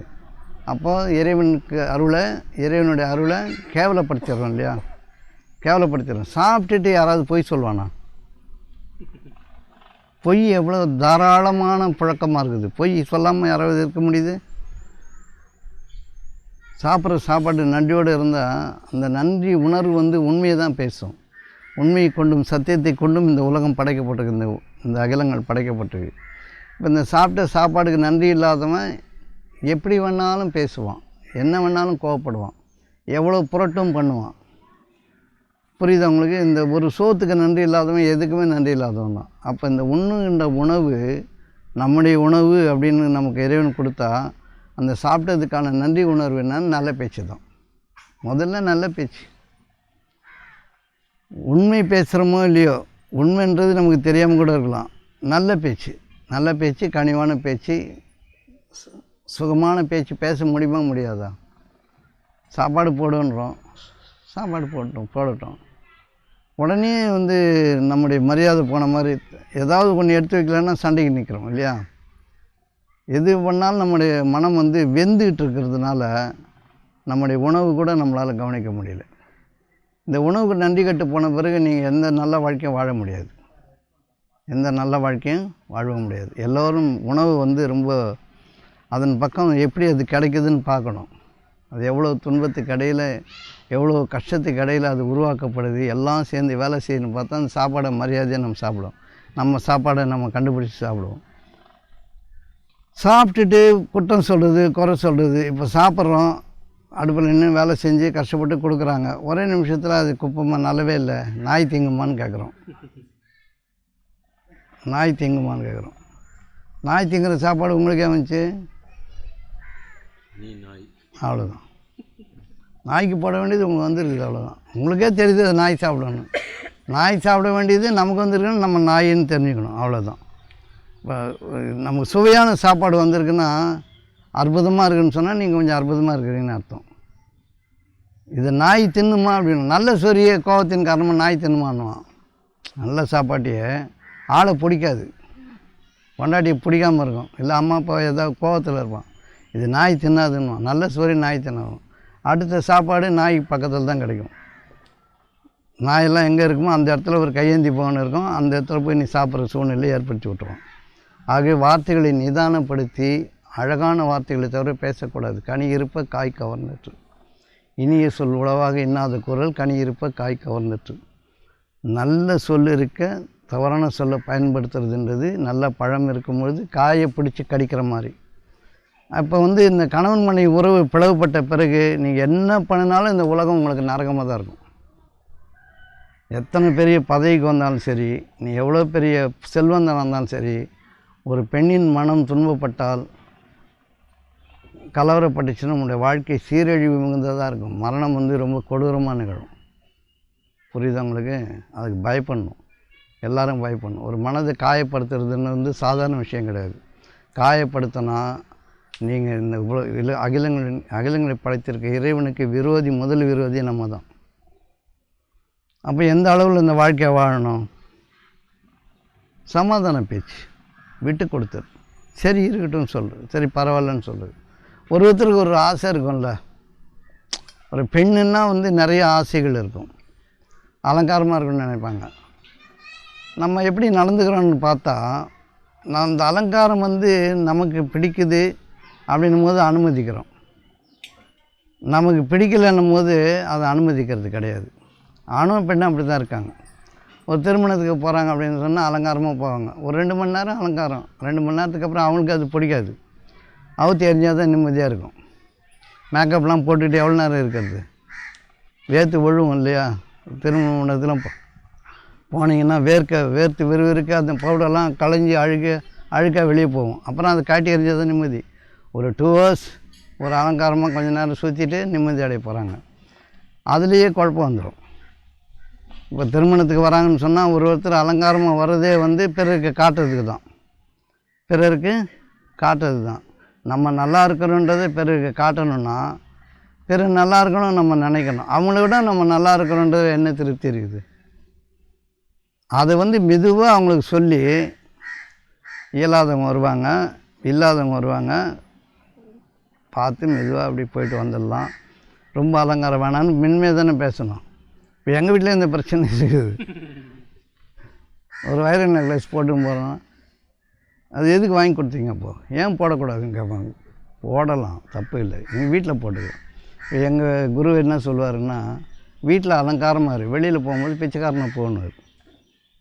ஏன்னா வெளியில் இல்லாதவங்க நிறைய பேர் இருக்காங்க. வீட்டில் நீ வைர நெக்லஸ் போட்டுக்கோ, தங்க நெக்லஸ் போட்டுக்கோ, பட்டு புடவை கட்டிக்கோ, என்ன வேணால் பண்ணிக்கோ, அலங்காரமாக. வீடு தான் நம்ம இருக்கிற இடம், அங்கே தானே அலங்காரமாக இருக்கணும். வெளியில் போகும்போது சாதாரணமாக தான் போகணும். ஏன்னா சாதாரண மக்கள் நிறைய இருக்கிறாங்க, இல்லாதவங்க இருப்பாங்க, ஒருவேளை சோத்துக்கு இல்லாதவங்க இருப்பாங்க. அங்கே போய் பகட்டும் படாடமாக எதுக்கு நம்ம போகணும்? இந்த மனம் வந்து பிறருக்கு தன்னை காட்டுவதில் முற்படுத்துகிற இது வந்து அவங்க ஒன்று கேட்குறாங்க, இந்த வைர நெக்லஸ் நல்லா இருக்குதா, சரி நீ வச்சுக்கொண்டு யாராவது கொடுத்துட்றாங்களா? ஒன்று கொடுப்பாங்களா? இப்போ இல்லாத முன்னாடி போய் ஏன் பக்கட்டாக நிற்கணும்? வீட்டில் வந்து அலங்காரமாக இருங்க, டெய்லி பட்டு புடவை கட்டுங்க, டெய்லி வைர நெக்லஸ் போட்டுங்க, நல்லா தோடெல்லாம் கம்மெல்லாம் போட்டுங்க, புது செருப்பு போட்டுங்க, நல்லா சுற்றி வாங்க. உங்கள் வீட்டுக்கு யாராவது வந்தாங்கன்னா இந்த வீடு இவ்வளோ அழகாக இருக்குது அப்படின்னு சொல்லிட்டு நல்லபடியாக அவங்களும் அது ஒரு ஆசையோடு போவாங்கள்ல. நம்ம வெளியில் தான் போய் காட்டக்கூடாது. எங்கே அலங்காரமாக இருக்கணுமோ அங்கே அலங்காரமாக இருக்கணும். எங்கே வந்து தக்கன சாதாரணமாக இருக்கணும் அங்கே சாதாரணமாக இருக்கணும். இப்போ இதெல்லாம் வந்து பிணக்குகள் தான். இதை நம்ம புரிய வைக்க முடியாது. இந்த குழப்பங்களை பெண்களுக்கு புரிய வைக்க முடியாது. அறிந்த ஆண்கள் வந்து விட்டு கொடுத்து மெதுவாக சொல்லி சரி பண்ணுவாங்க. புரியுது உங்களுக்கு? இப்போ கணவன் மனைவி பிணக்கு வந்து ஒன்று போதும் உலகத்தை நரகமாக்குறது, வேறு எதுவுமே தேவையில்லை. உங்களுக்கு சுகமாக இல்லறத்தை இன்பமாக நடத்துவது எப்படின்னு சொன்னால், கணவன் மனைவிக்குள்ளே இருக்கிற வந்து ஒற்றுமை தான் மிகச்சிறந்த சொர்க்கம். அந்த ஒற்றுமை இல்லாதவங்க வந்து இப்போ இயலாமை இருக்குதுன்னு சொன்னால், அவங்களால வேலை செய்ய முடியல, ஒரு துணி துவைச்சி கொடுக்க முடியல, எதாவது நம்ம முடியலன்னு சொல்லலாம். எந்த ஒரு விஷயத்தையுமே தன்னால் இயலாததை பகிர்ந்துக்கலாம். என்னால் அப்படி இருக்குது, பரவாயில்ல அப்படின்னு சொன்னால் அவங்க புரிஞ்சுக்கிறதுக்கு வாய்ப்பு இருக்குது. மனைவியும் அப்படி தான் சொன்னால் புரிஞ்சுக்கிறதுக்கு வாய்ப்பு இருக்குது. அதை மறைக்கிறதுக்கு வந்து செய்கிற சூழ்ச்சி தான் வந்து பெரும் நரகமாகிடுது. கோபமான வார்த்தைகள், காரணமில்லாத வார்த்தைகள். புரியுது உங்களுக்கு? இப்போ இதை வந்து எப்படி இல்லறத்தை சுகமாக வைக்கிறது? இல்லறத்தை சுகமாக வைக்கிறதுனா இல்லறம் ஆரம்பிக்கும் பொழுதே சரியான பாதையில் ஆரம்பிக்கணும். இப்போ கல்யாணம் பண்ணும்போது ஒரு பெண் தேவைன்னு தான் நம்ம சொல்லணும், ஒரு ஆண் தேவைன்னு தான் சொல்லணும். அதை தவிர்த்து வசதி வாய்ப்புகள் அதெல்லாம் வந்து தானாக அமைஞ்சிடும். ஒரு மனைவியை கேட்டால் போதும், அது முன்னிலிருந்து உன் மனைவியை படைத்தேன்னு இருக்குது. அதனால் நம்முடைய மனைவி வந்து நம்மிலேருந்து படைக்கப்பட்டவர்கள்னு வேதத்தில் இருக்குது. அவங்க தான் வருவாங்க நமக்கு. அவங்க எந்த நிலைமையில் இருக்காங்களோ அந்த நிலைமை வந்து நம்ம ஏற்றுக்கொள்ளும் பொழுது நம்முடைய வாழ்க்கை உயர்ந்து போகிறது, தாழாது. இப்போ அந்த ஏற்புத்திறன் இல்லாதவங்க வந்து பொருளின் அடிப்படையில் வாழ்க்கையை தொடங்கும் பொழுது பொருளையும் முதல்ல வந்து இருக்கிறதுனால, இப்போது நல்லா படித்த பொண்ணு ஒன்று வேலை செய்கிற பொண்ணு வந்து வருதுன்னு வச்சுங்க, உங்கள் வீட்டுக்கு கல்யாணம் பண்ணி கூப்பிட்டு வரீங்க. நல்ல ஒரு நகைலாம் ஒரு 50 சவரம் ஒரு காரு எல்லாம் வாங்கிக்கிறீங்க. அது வந்த உடனே முதலாளியாக இருக்குமா வேலைக்காரியாக இருக்குமா? நீங்கள் முதலாளியாக தான் இருக்கும், நீங்கள் வேலைக்காரியாக பார்ப்பீங்க. அதை புரியுது உங்களுக்கு? வாங்குறது மொத்தமும் காசு கொடுத்து உங்களை வாங்கியிருக்குது. காசு கொடுத்து விற்பனை பொருளாக நம்ம ஆகியிருக்கிறோம். எல்லாத்தையும் வாங்கிட்டு அது வந்த ஓனர் தானே அவங்க தான் நம்மளை வந்து இயக்குவாங்க. நம்ம வீட்டுக்கு வந்திருக்காங்க, நம்மளை வாங்கிட்டு நம்ம வீட்டுக்கு வந்துட்டாங்க. அவங்க வந்து நம்மளே இயக்குவாங்களா, நம்ம அவங்களே இயக்க முடியுமா? நம்ம ஏன் இப்போ வந்து தப்பாக நடக்கிறோம்? ஆண்கள் ஏன் தப்பாக நடக்கணும்? வாங்குறது காசுக்கு வாங்கின காசு கோவணும் இல்லை ஒழுங்கா? வாங்குகிற காசுக்கு வேலை செய்யணுமா இல்லையா? நம்ம வேலை செய்ய மாட்டோம். வந்த உடனே நீ அடுப்பத்தை வை, சோறாகி, பாலை காய்ச்சி, மோரை காய்ச்சி, எங்கள் அம்மா பாரு எங்கள் அப்பா பாரு, துணி துவை, வாஷிங் மிஷினில் போடுன்னா அது கடுப்பாயிடும். அதுக்கு வந்து காசு கொடுத்து வேறு வந்துருக்குது. கால் மேலே கால் போட்டுன்னு கொஞ்ச நேரம் நம்ம ஏதாவது ஒரு வேலை செஞ்சு சந்தோஷமாக இருக்கும். அங்கே உடனே சண்டை வந்துடும். இந்த பழக்கம் நல்லதா கெட்டதா? காசு வாங்குகிற பழக்கம் நல்லதா கெட்டதா? கெட்டது.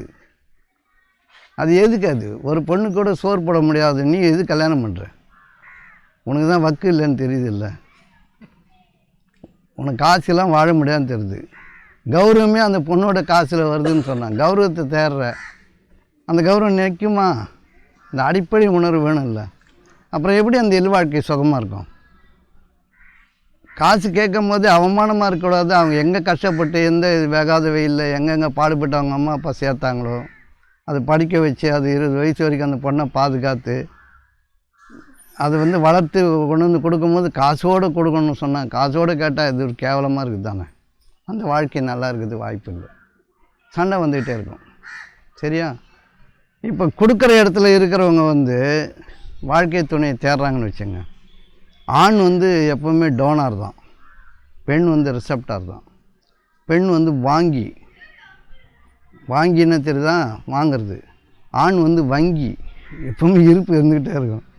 நிறைய பிரபஞ்சம் போட்டு வச்சுருக்கோம். இப்போ வங்கியும் சேரும் பொழுது வங்கி தான் கொடுக்கணும். நிறைய ஆண்கள் கொடுக்கணும். கொடுத்து பெண் எடுக்கும் பொழுது அவங்களுக்கு அந்த அருமை தெரியும். காசு கொடுத்து நம்ம வாங்கின பொருளை ஒரு 10 பாதுகாப்பல்ல. ஒரு கார் வாங்கினீங்கன்னா தொடச்சி பார்ப்பீங்களா? ஒரு வீடு கட்டினீங்கன்னா தொடச்சி பார்ப்பீங்களா? அது மாதிரி காசு கொடுத்து பொண்ணு வாங்கியிருந்தீங்கன்னா தொடச்சி பார்ப்பீங்க. இல்லை, அது உங்களை காசு கொடுத்து பார்க்குது. நீங்கள் போய் அதிகாரம் பண்ண காரை வாங்கிட்டு கார் நம்மளை அதிகாரம் பண்ணால் கடுப்பாயிடும்ல. இதுதான் புரிய மாட்டேங்குது. இந்த அடிப்படை புரியாமல் கல்யாணத்தை பண்ணிக்கிட்டு மான மரியாதைலாம் எங்கே இருக்குது? நமக்கு மான மரியாதைலாம் இருக்குது? யாருக்காவது இருக்குது? மான மரியாதையில் மனிதன் சாதாரணமாக ரோட்டில் போகிற பொண்ணு வெறிச்சு பார்ப்பானா? அழகு கவர்ச்சியாக இருந்தாலும் ஒரு தடவை பார்த்துட்டு முகம் திருப்பிப்பாங்க. அழகு இருக்கக்கூடியது தான். ஒரு தடவை பார்த்துட்டு கண்ணியமான மனிதர்கள் தலையை தாழ்த்திப்பாங்க. அந்த பொண்ணு பின்னாடியே மனம் ஓட விடுவாங்களா? அவங்களுக்கு மானம் இருக்குதா? அப்புறம் மானமுள்ள மனிதன் நம்ம சொல்ல முடியுமா? கூசாமல் போய் சொல்கிறோம்ல, வஞ்சனை செய்கிறோம், வார்த்தையை தடிப்பாக பேசுகிறோம். நமக்கெல்லாம் எங்கே மானம் இருக்குது? இப்போ மான மரியாதைன்றது நீங்கள் இட்டு கட்டின பொய் தானே. அந்த பொய்க்கு கூலி தான் அந்த சண்டை சச்சரவு வம்பு. ரோட்டில் போகும்போது சும்மா சாதாரண ஒரு வண்டி லைட் ஆகிடுச்சிங்கன்னா அடிச்சிடுவாங்க. நீங்கள் வச்சுருந்த அந்த மான மரியாதைலாம் ரோட்டில் அடிவாங்க. புரியுதா? இந்த வண்டியில் போகிறவங்களாம் நீங்கள் பார்த்தீங்கன்னா பயங்கர கோகாரனாக போயின்னு இருப்பான். எதுக்கு அந்த வெறித்தனமாக போவாங்க.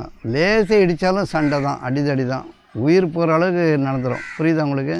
ஏன்னா நீங்கள் பொய்யா வச்சுருந்த மான மரியாதை அப்படிலாம் ஒன்று இருக்கிறதுக்கு வாய்ப்பு இல்லை. மான மரியாதைன்னு இருந்தோன்னா அவன் எந்த அவமானம் ஏற்பட்ட பொழுது சும்மா இருப்பான். அவமானம் ஏற்படும் பொழுது யார் சாதாரணமாக இருக்கிறானோ அவன் தான் மானமுள்ள மனிதன். அவமானம் ஏற்படும் பொழுது பொங்கி எழுறானா அவங்ககிட்ட அந்த மானம் இல்லைன்னு அர்த்தம். அவனால் பொங்க முடியுது. ஏன்னா குறைகுடம் தழும்புது, நிறைகுடம் தழும்பாது. நீங்கள் தூண்டப்படும் போது, அவமானப்படுத்தப்படும் பொழுது உங்களால் பொறுமையாக இருக்க முடியுதுனா தான் நீங்கள் மானமுள்ள மனிதர். புரியுதா உங்களுக்கு? மரியாதை உள்ள மனிதர்கள் விட்டு கொடுப்பாங்க, சகிச்சுப்பாங்க, பொறுத்துப்பாங்க, சூழ்நிலையை சமாதானமாக்குவாங்க. இவங்க தானே மானமுள்ள மனிதர்கள். ரசபசமாக்குறவங்க, ரத்த கலரி ஆக்குறவங்களாம் மானமுள்ள மனிதர்களா? அப்படி ஒன்று நமக்கு இருக்குதுன்றீங்க? இருக்குது, வாய்ப்பு இருக்குதா? யார் எது சொன்னாலும் கோவம் வந்தால் எப்படிங்க மானம் இருக்குதுன்னு அர்த்தம்? எதனா ஒன்று சும்மா சொன்னால் கூட கடுப்பா, என்னை பார்த்து ஏன் அப்படி சொன்னேன், நான் யார் தெரியுமாண்ணா, யாருன்னு தெரிஞ்சு என்ன பண்ண போகிறோம்? புரியுதா உங்களுக்கு? அப்போ இந்த மனம் சார்ந்த வாழ்க்கையை நம்மளால் மாற்ற முடியல. மனம்தான் நம்முடைய வாழ்வாகவும் இருக்கிறது, சாவாகவும் இருக்கிறது. மரணமும் இந்த மனமாக தான் இருக்குது. மனதாலே மடிக்கிறான், மனதாலே வாழறான். மனம் எங்கே இருக்கிறதோ மனிதன் அங்கே இருக்கிறான். அப்போ புரியுது தானே? இப்போ இல்லற வாழ்க்கையை நம்ம சுகமாக வாழறோமா? யாராவது சாட்சியம் சொல்ல முடியுமா? நான் என் மனைவியோடு என் குடும்பத்தோடு நான் சுகமாக இருக்கிறேன்னு ஒருத்தராவது சாட்சி சொல்ல முடியுமா? ஏன்னா நம்முடைய வாழ்க்கை முழுதும் பொருள் சார்ந்த வாழ்க்கை. மயிர்கூடா நட்பு பொருள் ஆடக்கெடும்னு ஒரு வார்த்தை இருக்குது. 2 பேருக்கு இடையில் ஒரு மயிர் கூட நுழையாதான். ஆனால் ₹1 நுழைஞ்சிச்சுன்னா 2 பேரும் ரொம்ப தூரத்துக்கு பிரிஞ்சிடுவாங்களாம். பொருள் கூட ஆடக்கெடும், பொருள் கூட ஆடக்கெடும். சரியா? அப்போ அந்த பொருளை அடிப்படையாக வச்சு வாழற வாழ்க்கை எப்பவுமே நரகமானது. பொருள் தேவை தான். அது வாழறதுக்கா வசதிக்கா? வாழறதுக்கு. வாழறத வந்து ஒழுங்காக வாழும்போது அதுவே வசதியாக தெரியும். அந்த வாழ்க்கைக்கான பொருளை நம்ம அற்புதமாக வாழும்பொழுது அதுவே வசதியாகவே மாறிவிடும். நமக்கு அதுவே வசதியாக தெரியும். யார் அதை வசதியாக அனுபவித்து கொடுக்குறானோ அவனுக்கு பொருள் ஆதாரம் இன்னும் வந்து கொண்டே இருக்கும். எண்ணிராத புறத்திலிருந்து வசதிகள் அளித்தோம். நீங்கள் நினச்சிராத இடத்துலேருந்து உங்களுக்கு வாழ்க்கை வந்து கொண்டே இருக்கிறது. புரியுது உங்களுக்கு?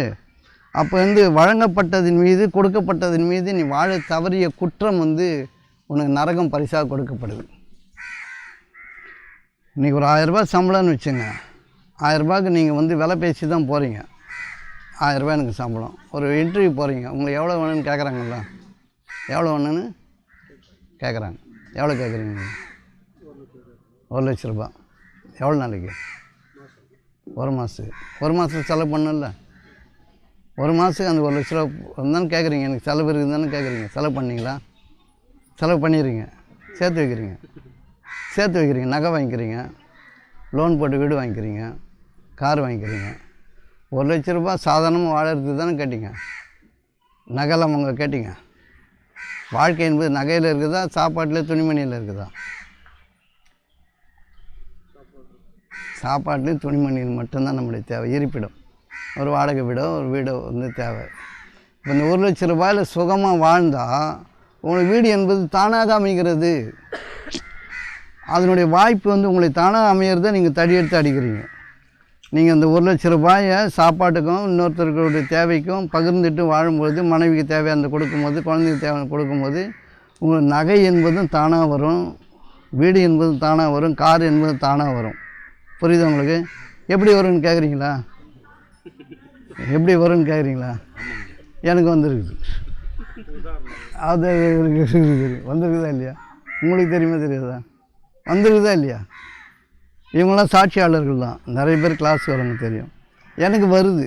ஏன் வருதுன்னா, என் மனைவிகள் கூட எனக்கு பிணக்கு இல்லை, பொருளின் ஆதாரத்தில் என்னுடைய வாழ்க்கை இல்லை. வருவதை வந்து நம்ம நல்லா சாப்பிட்டு நல்ல துணிமணி போட்டு நல்லபடியாக இருக்கும்போது வீடும் தானாக வருகிறது, நகையும் வருது, இடமும் வருது, எல்லாமே தானாக இன்னொருத்தரிடந்து வரும். மனம் வந்து கொடுப்பார்கள். எந்த ஃபீஸ் கிடையாது, கேள்வி கிடையாது, நீ எனக்கு அது கொடுன்றது கிடையாது, இதுக்கு நான் கற்றுக் கொடுக்குறேன் எனக்கு காசு கொடுன்னு கிடையாது, எதுவும் கிடையாது. இப்போ நான் பேசுகிறேன் தெரியுமா, அவ்வளோதான். இப்போ வந்து ஒரு பணம் வந்ததுன்னா நல்லா சாப்பிடுவோம், வரவங்களுக்கு சாப்பாடு கொடுப்போம், அவ்வளோதான். இந்த வீடெல்லாம் தானாக தான் வந்தது. இந்த இடமும் ஒரு தானாக தான் வந்துச்சு. புரியுது உங்களுக்கு? இந்த இடத்த கொடுத்தவர் இவர் தான் உட்காந்துருக்காரு. அப்படியே வச்சுக்கோ அப்படின்னு சொல்லிட்டாரு. எதுக்காக வந்து கொடுத்தாரு எனக்கு எப்படி தெரியும்? என்னுடைய வாழ்க்கை என்பது பொருளின் ஆதாரத்தில் இல்லை. வாழ்வு என்பது அன்பின் ஆதாரத்தில் இருக்குது, நெருக்கத்தின் ஆதாரத்தில் இருக்குது. முதல்ல நெருக்கம் மனைவி கூட. அந்த நெருக்கத்தை நீங்கள் பிரிச்சுக்காமல் என்ன பிரச்சனை வேணா இருக்கட்டும், நிறைய பிரச்சனை இருக்கட்டும், என் மூஞ்சில் முழிக்காது, நாலுலேருந்து என்னை பார்க்காத, அப்போ உனக்கு வந்து வாழ்க்கை தள்ளி போயிடும். நீ சண்டை போடு, ஏதோ ஒன்று போடு, கொஞ்ச நேரம் சண்டை போடுவோம், 10 நிமிஷம் மறந்துட்டு ஜாலியாக இருப்போம், அவ்வளோதானே. அதானே கணவன் மனைவி. சண்டை எப்படிங்க வரும்? சண்டை வரத்துக்கு வாய்ப்பு என்ன இருக்குது? பொண்டாட்டி கூட சண்டைன்னா பொண்டாட்டியோடு நிறுத்த வேண்டியதானே. அவங்க அம்மா அப்பா குடும்பம்லாம் ஏன் இழுக்கிறீங்க? இழுக்கிறோமா இல்லையா? ரொம்ப தூரத்துக்கு போயிடுறோம், மூதாதையர் 7 தலைமுறைக்கு போய் கூட்டின்னு வரோம். அப்புறம் எப்படி உங்களுக்கு வந்து வாழ்க்கை சுகமாக இருக்கும்? இறையருள் சுற்றி இருக்குது. அது இறையருளை சுண்ணாம்பு காய்ச்சி ஊற்றுறது நம்ம வேலையை தானே இருக்குது. ஏதோ ஒன்று தெரியாமல் சொல்லிட்டாங்க, இல்லை படுத்து நிற்கும்போது காலில் எட்டி வச்சுட்டாங்கன்னு வச்சுங்க, காலை எட்டி வச்சிட்டாங்க, கண்ணு தெரியுதானே ஆரம்பிக்கிறது. உங்கள் குடும்பத்துக்கே கண்ணு கிடையாதுன்றது.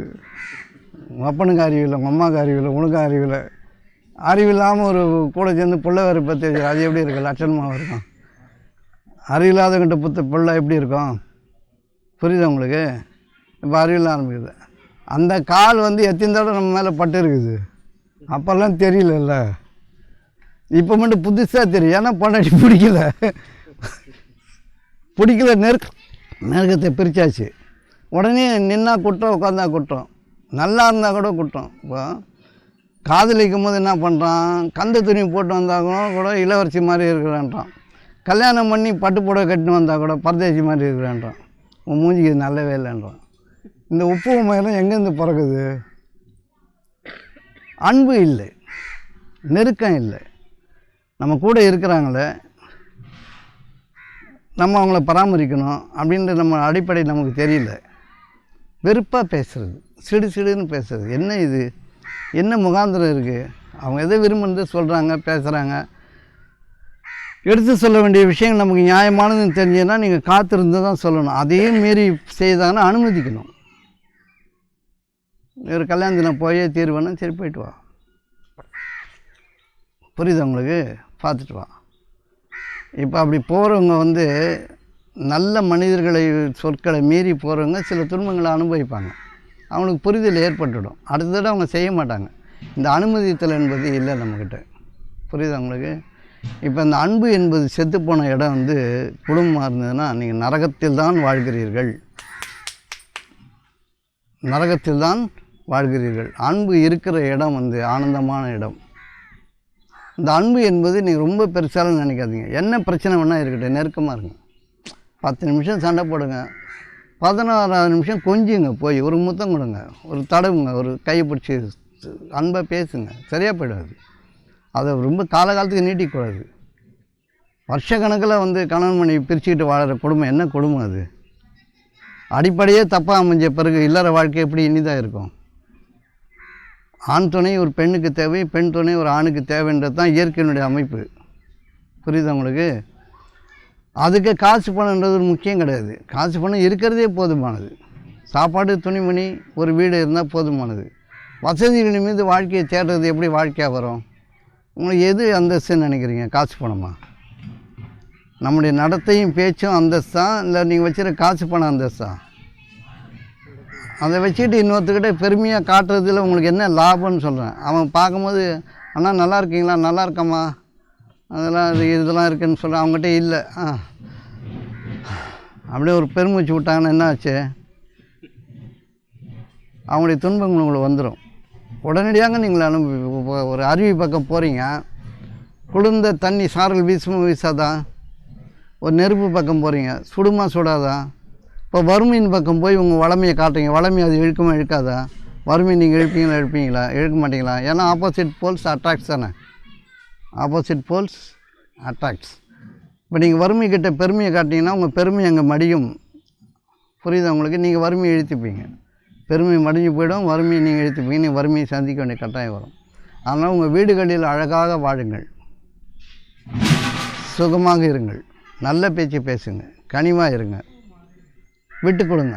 இதெல்லாம் நீங்கள் பண்ணுறதை விட்டுட்டு வெளியில் போய் உங்கள் பகட்டையும் பெருமையை காமிச்சிங்கன்னா அந்த துன்பங்களை நீங்கள் வரவழைத்து கொண்டு விடுவீர்கள், புரியுது உங்களுக்கு. இப்போ இல்லற வாழ்க்கை என்பது விட்டு கொடுப்பதிலும் சகித்தலிலும் பொறுத்தலிலும் இருக்கிறத தவிர சண்டை போட்டு நீயா நானான்னு பேசுகிறதுல எதுவுமே இல்லை. இப்போ பெண்களுடைய இயல்பு காலுக்கு கீழே இருக்கிறத மட்டும்தான் கவனிப்பாங்க. வீடு, வாசல், காரு, பங்களா, புருஷன், அம்மா, அப்பா, இப்படி கவனிப்பாங்க. ஆண்கள் பறந்து பார்க்குற குணம் அதிகம். பக்கத்தில் என்ன இருக்குது, அக்கத்தில் என்ன இருக்குது, அங்கே யார் போகிறா, இங்கே யார் போகிறா, இப்படி பார்ப்பாங்க. இந்த காலை சுற்றின விஷயங்களை நீங்கள் கவனமாக வச்சுக்கிட்டிங்கன்னா அவங்கள நல்லா பார்த்துப்பாங்க, புரியுது அவங்களுக்கு. அவங்களுக்கு தேவையான பெண்களுக்கு தேவையானது நம்ம செய்து கொடுக்கணுன்றது ஆண்களுடைய கட்டாயம். எல்லா தேவைகளையும் செய்யணும், என்ன வாங்கி கொடுத்தாலும் கொடுக்கணும். இன்னும் இப்போ எங்களுடைய ஃபஸ்ட் ரகமானு எங்களுடைய குரு ஒருத்தர் இருக்கார், அவர் சொல்லுவார், என்ன சொல்லுவார்னு சொல்லுங்க. ஒரு பொண்ணை தொட்டால் எப்போ தொடும்பொழுதும் புது துணி வாங்கி கொடுக்கணுமா. எந்த வேலை செய்கிறியோ அந்த வேலைக்கு முதல்ல புது துணி வாங்கி கொடுன்னு சொல்லியிருக்காரு. இதுவரையும் நாங்கள் அப்படி தான் இருக்கிறோம், புரியுது உங்களுக்கு. ஏன் புது துணி வாங்கி கொடுக்கணுன்னா, ஒரு பெண்ணை நிர்வாணப்படுத்துகிற போது நீ என்ன சுகமடைகிறியோ அதை மூடுறதுக்கான அருகதையும் உனக்கு இருந்தால் தான் நீ தொடணுன்றார். இப்போ எவனா தப்பு செய்ய முடியுமா? பெண்களை தவறாக பயன்படுத்த முடியுமா? காத்திருக்கணும்ல, வாங்கி கொடுக்குற அளவுக்கு வளமை இருக்கணும்ல. ஒரு ட்ரெஸ்ஸு வாங்கி கொடுத்துட்டு தான் பொண்டாட்டி தொடணுன்னா ரொம்ப பேர் தொட முடியுமா? தொட முடியாது வாழ்க்கையில். அவன் சம்பாதிக்கிறதுக்கு நல்ல ஒரு திறமைசாலியாக மாறதுக்கு வாய்ப்பு இருக்குது. இப்போ இந்த பெண்களை அவமரியாதைப்படுத்துறது, பெண்கள்கிட்ட காசு வாங்குறது, அவங்கள வேலை செய்ய சொல்லி துன்புறுத்துறது, அவங்க இயல்பாக இருக்கிறது நம்ம துன்புறுத்தாமல் இருந்தாலே கரெக்டாக செய்துருவாங்க. ஆண்களும் அப்படி தான். பெண்கள் துன்புறுத்தாமல் இருந்தாலும் நிறைய ஆண்கள் நல்லாவே இருப்பாங்க. இந்த மாதிரி இல்லற வாழ்க்கை சுகமாக இருக்கணும்னு சொன்னால் சண்டை இருக்கக்கூடாதுன்னு சொல்ல, தெரியாத விஷயங்களில் சண்டை போட்டுடலாம், யார் யாரோ சொன்ன விஷயங்களில் சண்டை வந்துடலாம், தப்பு இல்லை. ஆனால் உடனடியாக சமாதானம் ஆகணும். யார் முதல்ல சமாதானம் ஆகிறாங்களோ அவர்கள் சொர்க்கத்தை சுதந்திரித்துக் கொள்கிறார்கள். யார் முதல்ல பணிகிறாங்களோ அவர்கள் உயர்த்தப்படுகிறார்கள். தன்னைத்தானே தாழ்த்துபவன் உயர்த்தப்படுகிறான். புரியுதா உங்களுக்கு? இப்போ நினைக்க நடக்கன்றது என்ன அர்த்தம்? இப்போ இவங்க கேட்டாங்களே நினைக்க நடக்க. நம்ம நினைக்கிறது நடக்கணும்னா நினைக்கிறத சரியாக நினைக்கணும். என்ன தேவை என்பது மீது வாழணும். என்ன தேவை என்பது மீது வாழணும். நினைக்க நடக்கணும். நினைக்கிறதுல ஒரே ஒரு நினைப்பு இருந்தால் சரியாக நடக்கும்.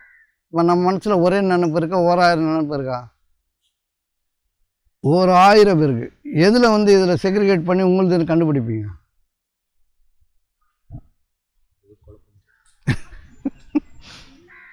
நம்முடைய நினைப்பு நமக்கு சரியாக நினச்சாதான் நடக்கும். ஒரு நினைப்பு வச்சுக்கிட்டு 1000 குழப்பங்களை வச்சுக்கிட்டா நம்ம நினைக்கிறது எப்படி நடக்கும்? இப்போ வீடு கட்டணும்னு நினைக்கிறோம். ஒரு நினைப்பு, வீடு கட்டணும். இங்கே சோத்துக்கே லாட்ரி. வீடு கட்டணும்னு நினைக்கலாமா, நினைக்கக்கூடாதா? நினைக்கணும்.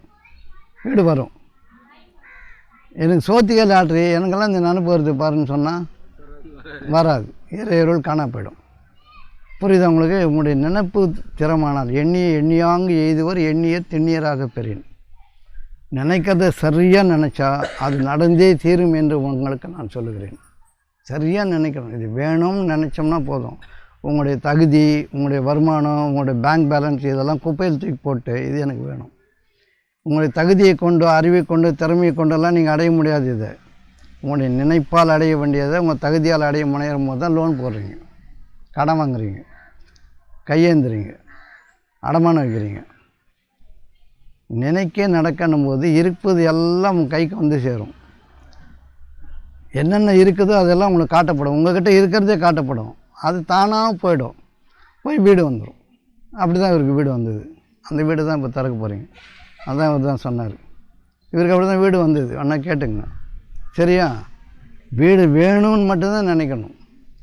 அது எப்படி நம்ம உருவாக்குவோம்? நம்மக்கிட்ட என்ன இருக்குது, என்ன விருப்பம் இருக்குது, நம்ம என்ன செய்வோம், எங்கே லோன் போடலாம், இதெல்லாம் குப்பை. எது ஒன்றாலும் நீங்கள் நினச்சி நடக்கணுன்றது நம்முடைய வரம். நல்லா சொல்லுங்கள், நம்முடைய வரம். அதுக்கு வாய்ப்பு வசதிகளை தேடுறது நம்முடைய சாபம். அந்த வேலை நம்மளது கிடையாது. நீங்கள் கேட்டு காற்று வந்ததா? நீங்கள் கேட்டு மழை வருதா? ஏதாவது நீங்கள் கேட்டு வந்ததா? பூமி உங்களை கேட்டு சுற்றுதா? நீங்கள் உங்களை கேட்டுக்க நீங்கள் வளர்ந்தீங்களா? நான் 6 அடி வளர போகிறேன், 7 அடி வளர போகிறேன், முடிஞ்ச வளர்ந்து பாருங்கள். திடீர்னு நான் இவ்வளோ பெரிய குண்டாயின்னு நினச்சி பாருங்கள். எதுவுமே முடியாது. நீங்கள் நினைக்க அது வந்துகிட்டே இருக்கும். ஏன்னா ஏராளம் நீங்கள் கேட்காமலே வந்துட்டுருக்குது.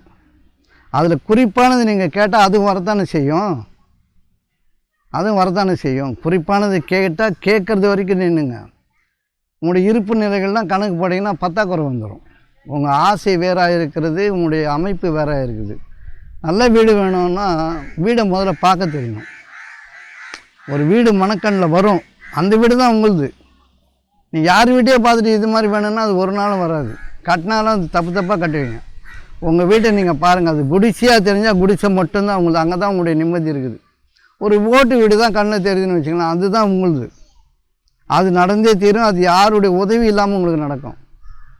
ஒரு பங்களா தெரியுதுன்னா அது உங்களுக்கு இருக்குது. ஒரு கார் வேணும்னா கார் வேணும்னு நினைக்கணும். உடனே ஃபேம்லெட் எடுத்து வச்சுக்கிட்டு எல்லாம் எந்தெந்த கார் என்ன எங்கே இருக்குது, இது என்ன சேலண்ட் ஃபீச்சர்ஸ், என்ன, இது எத்தனை லிட்டர் ஓடும், அத்தனை லிட்டர் ஓடும். எத்தனை லிட்டர் ஓடினா என்ன? வாங்கிட்டு ஓடாமல் போயிடுச்சுன்னா 17 லிட்டர் ஓடும். நான் என் கார் வாங்கும்போது 17 லிட்டர் ஓடலாம். 17 லிட்டர் அதுன்னு ஒரு கிலோமீட்டருக்கு 17, ஒரு லிட்டருக்கு 17 கிலோமீட்டர் ஓடலாம். 9 தான் ஓடுது. இது வரைக்கும் அது 9 தாண்டவே இல்லை. எனக்கு அந்த கார் அவ்வளோதான். அது நான் சொல்லும் போது சொன்னால் அது எவ்வளோ கணக்கு பார்த்தாலும் அவ்வளோதான். நமக்கு அமையிறது கரெக்டாக அமைஞ்சு. காரு வேணுன்றத தவிர எனக்கு வேறு எந்த நினப்பு இல்லை. அது 9 ஓடினாலும் பெட்ரோல் போடுறது, அது 10 ஓடினாலும் பெட்ரோல் போடுறது. நம்ம பயணம் சிறப்பாக இருக்கணும், அவ்வளோதானே. பெட்ரோல் போடுறது காசு எவ்வளோ, அது கணக்கு எவ்வளோ, இது எவ்வளோ எழுதி வச்சு ஒரு நாள் வாழ்க்கை வாழ முடியாது. சிக்கனத்தை போல் ஒரு செருப்புக்கு சமமான விஷயம் எதுவுமே கிடையாது.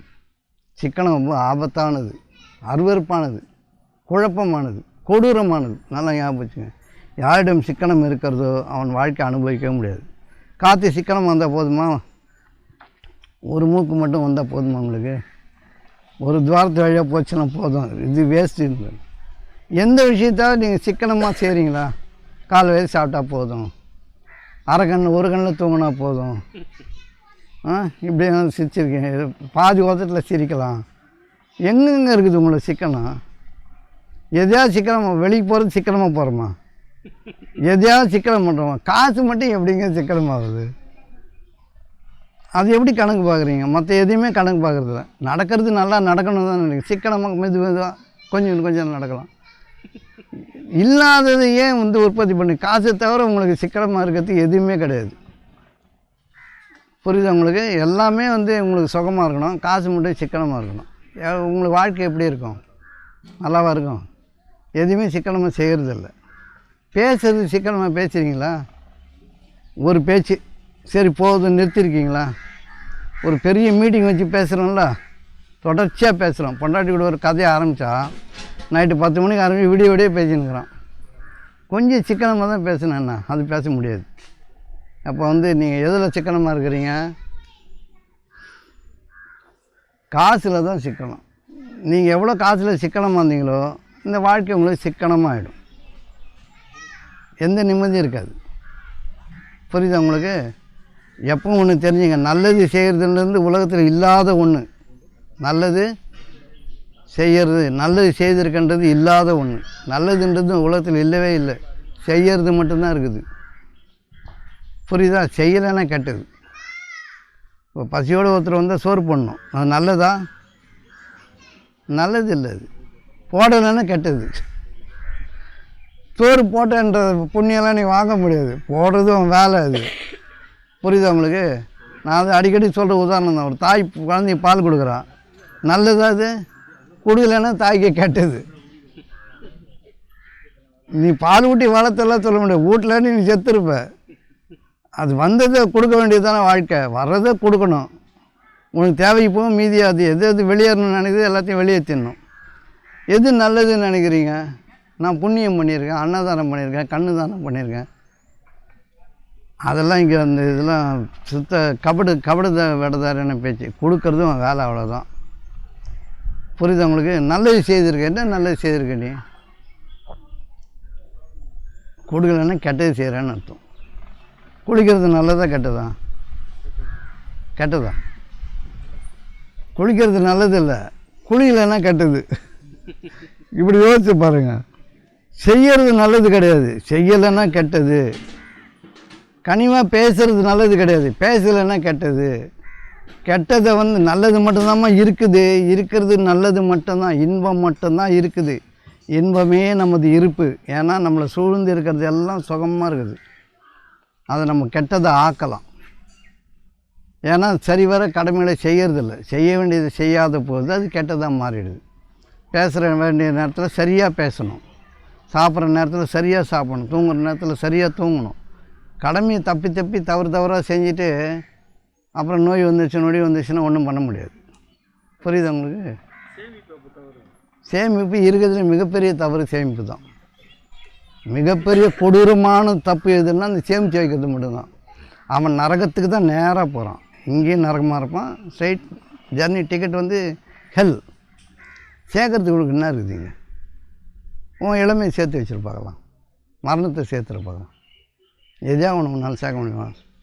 இந்த 4 இடத்துல இந்த பொருள் காசு மட்டும் சேர்த்து வச்சுக்குது. ஏன் செலவு பண்ணி தொலைங்க? அது எங்கே எடுக்கத்தையே அங்கேயே வச்சிட வேண்டியது தானே. போகும்போது யாருக்கு கொடுத்துட்டு போகிறேன்? யாருக்கு கொடுத்துட்டு போகிறேன்? அவங்கவுங்க ஒரு வரம் வாங்கி வந்திருப்பாங்க, அந்த வரத்தை அவங்க வாழணும். நீ தாராளத்தன்மையில் வாழும்போது உங்கள்கிட்ட இருக்கிறதெல்லாம் சேமிப்பு தான். சிக்கனத்தன்மையில் வாழும்போது உங்கள்கிட்ட இருக்கிறது சேமிப்பில் நோய்.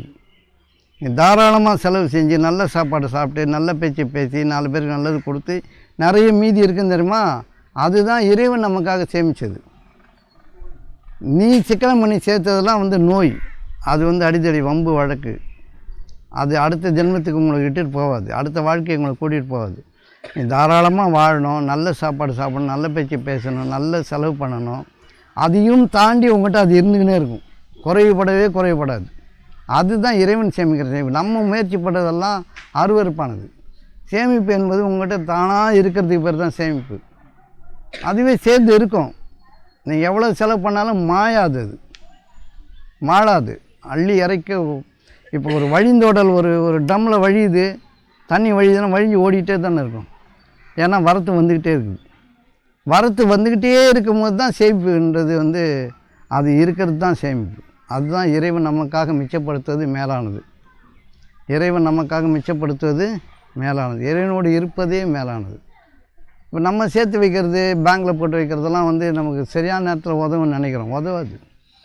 இப்போ நல்லா நிறைய சேர்த்து வைங்க. நிறையா தங்கம் வயிறு நெக்லஸ் எல்லாம் வச்சுங்க, கார் பங்களா வச்சுங்க, 10 வேலைக்காரங்கள்லாம் வச்சுங்க. நடு ராத்திரி படுத்துருக்கீங்க, நெஞ்சை பிடிச்சிது, என்ன பண்ணுவீங்க? கத்த கூட முடியல. காசு பணம் வந்து காப்பாற்றுமா? நல்லா ஒய்ஃப் பக்கத்தில் படுத்து கொட்டை விட்டு தூங்குறாங்க, இன்னும் கத்த கூட முடியல, என்ன பண்ணுவேன்? இதே வந்து நல்லா தாராளத்தன்மை சேமித்து செலவு பண்ணியிருந்தபோது உயிர் போகிறது தெரியும். உயிர் போகுது, ரைட்டு போட்டோம், கடவுளே சமாதானம் பண்ணல எனக்கு கூட்டு போன்னு சொல்லி யாரையும் டிஸ்டர்ப் பண்ண மாட்டோம். இல்லைன்னா அல்ல பிறந்து சாண்டோன்னு எனக்கு ஒரு குரு இருந்தார். அவர் சொல்லுவார், ஐயோ ஐயோ ஐயோ ஐயோன்னு ஆம்புலன்ஸ் கத்தின்னு ஓடுறான்னு. ஐயோ ஐயோன்னு கேட்குதான் அவருக்கு. அப்படி உயிர் காப்பாற்றி என்ன பண்ண போகிற அப்படின்னு கேட்பார். அதனால் இந்த உயிர் சமாதானமான நிலையில் பெரியணுன்னா இறைவனுடைய வாழ்க்கையை வந்து எதில் வழங்கினானோ அதில் தாராளத்தன்மையில் வாழணும். எல்லாமே தாராளமாக தான் இருக்குது. காற்றெல்லாம் வீசுன்னு வீசுதில்லை, தாராளத்தன்மையில் தானே எல்லாமே இருக்குது. எதுக்காவது மூடி இருக்குதா? எல்லாமே திறந்துருக்குது. நம்முடைய மனமும் திறந்துருக்கணும். இந்த வாழ்க்கை வந்து உங்களுடைய நினைப்பில் வாழற வாழ்க்கை, உழைப்பில் வாழற வாழ்க்கை இல்லை, நினைக்கிறதுல வாழணும். இந்த உழைப்பு என்பது இல்லாத ஒன்றும் உழைக்கிறேன்றான். வேலை செய்யணுமா உழைக்கணுமா? வேலை செய்யணும். வேலை செய்யும் போது யாருக்கு டயர்டாகுதோ அவன் உழைக்கிறான். வேலை எவ்வளோ செஞ்சாலும் யாருக்கு வந்து டயர்ட் ஆகலையோ அவன் வேலை செய்கிறான். புரியுது உங்களுக்கு? நல்ல வேலை தெரிஞ்சும் முதலாளி ஆகிடுவான். உழைக்கிறவன் எப்பவும் உழைப்பாளியாக தான் இருப்பான். வேலை செய்யும் போது ஓய்வு வந்து என்னது டயர்ட் ஆகக்கூடாது, சோறு வரக்கூடாது. எவ்வளோ வேலை செஞ்சாலும் சோறு வரக்கூடாது. சோறு வந்துச்சுனாலே நம்மக்கிட்ட கழிவு நிறைய இருக்குதுன்னு அர்த்தம், டாக்ஸின்ஸ் நிறைய இருக்குதுன்னு அர்த்தம். புரியுதா உங்களுக்கு? இப்போ இந்த வாழ்க்கையை சுகமாக வாழணும்னா வரத்து வந்துக்கிட்டே இருக்கணும். எங்கிருந்தாவது வரும். எண்ணிராத புறத்திலிருந்து வசதிகளை அளித்தோம்னு தான் இறை வாக்கு இருக்குது.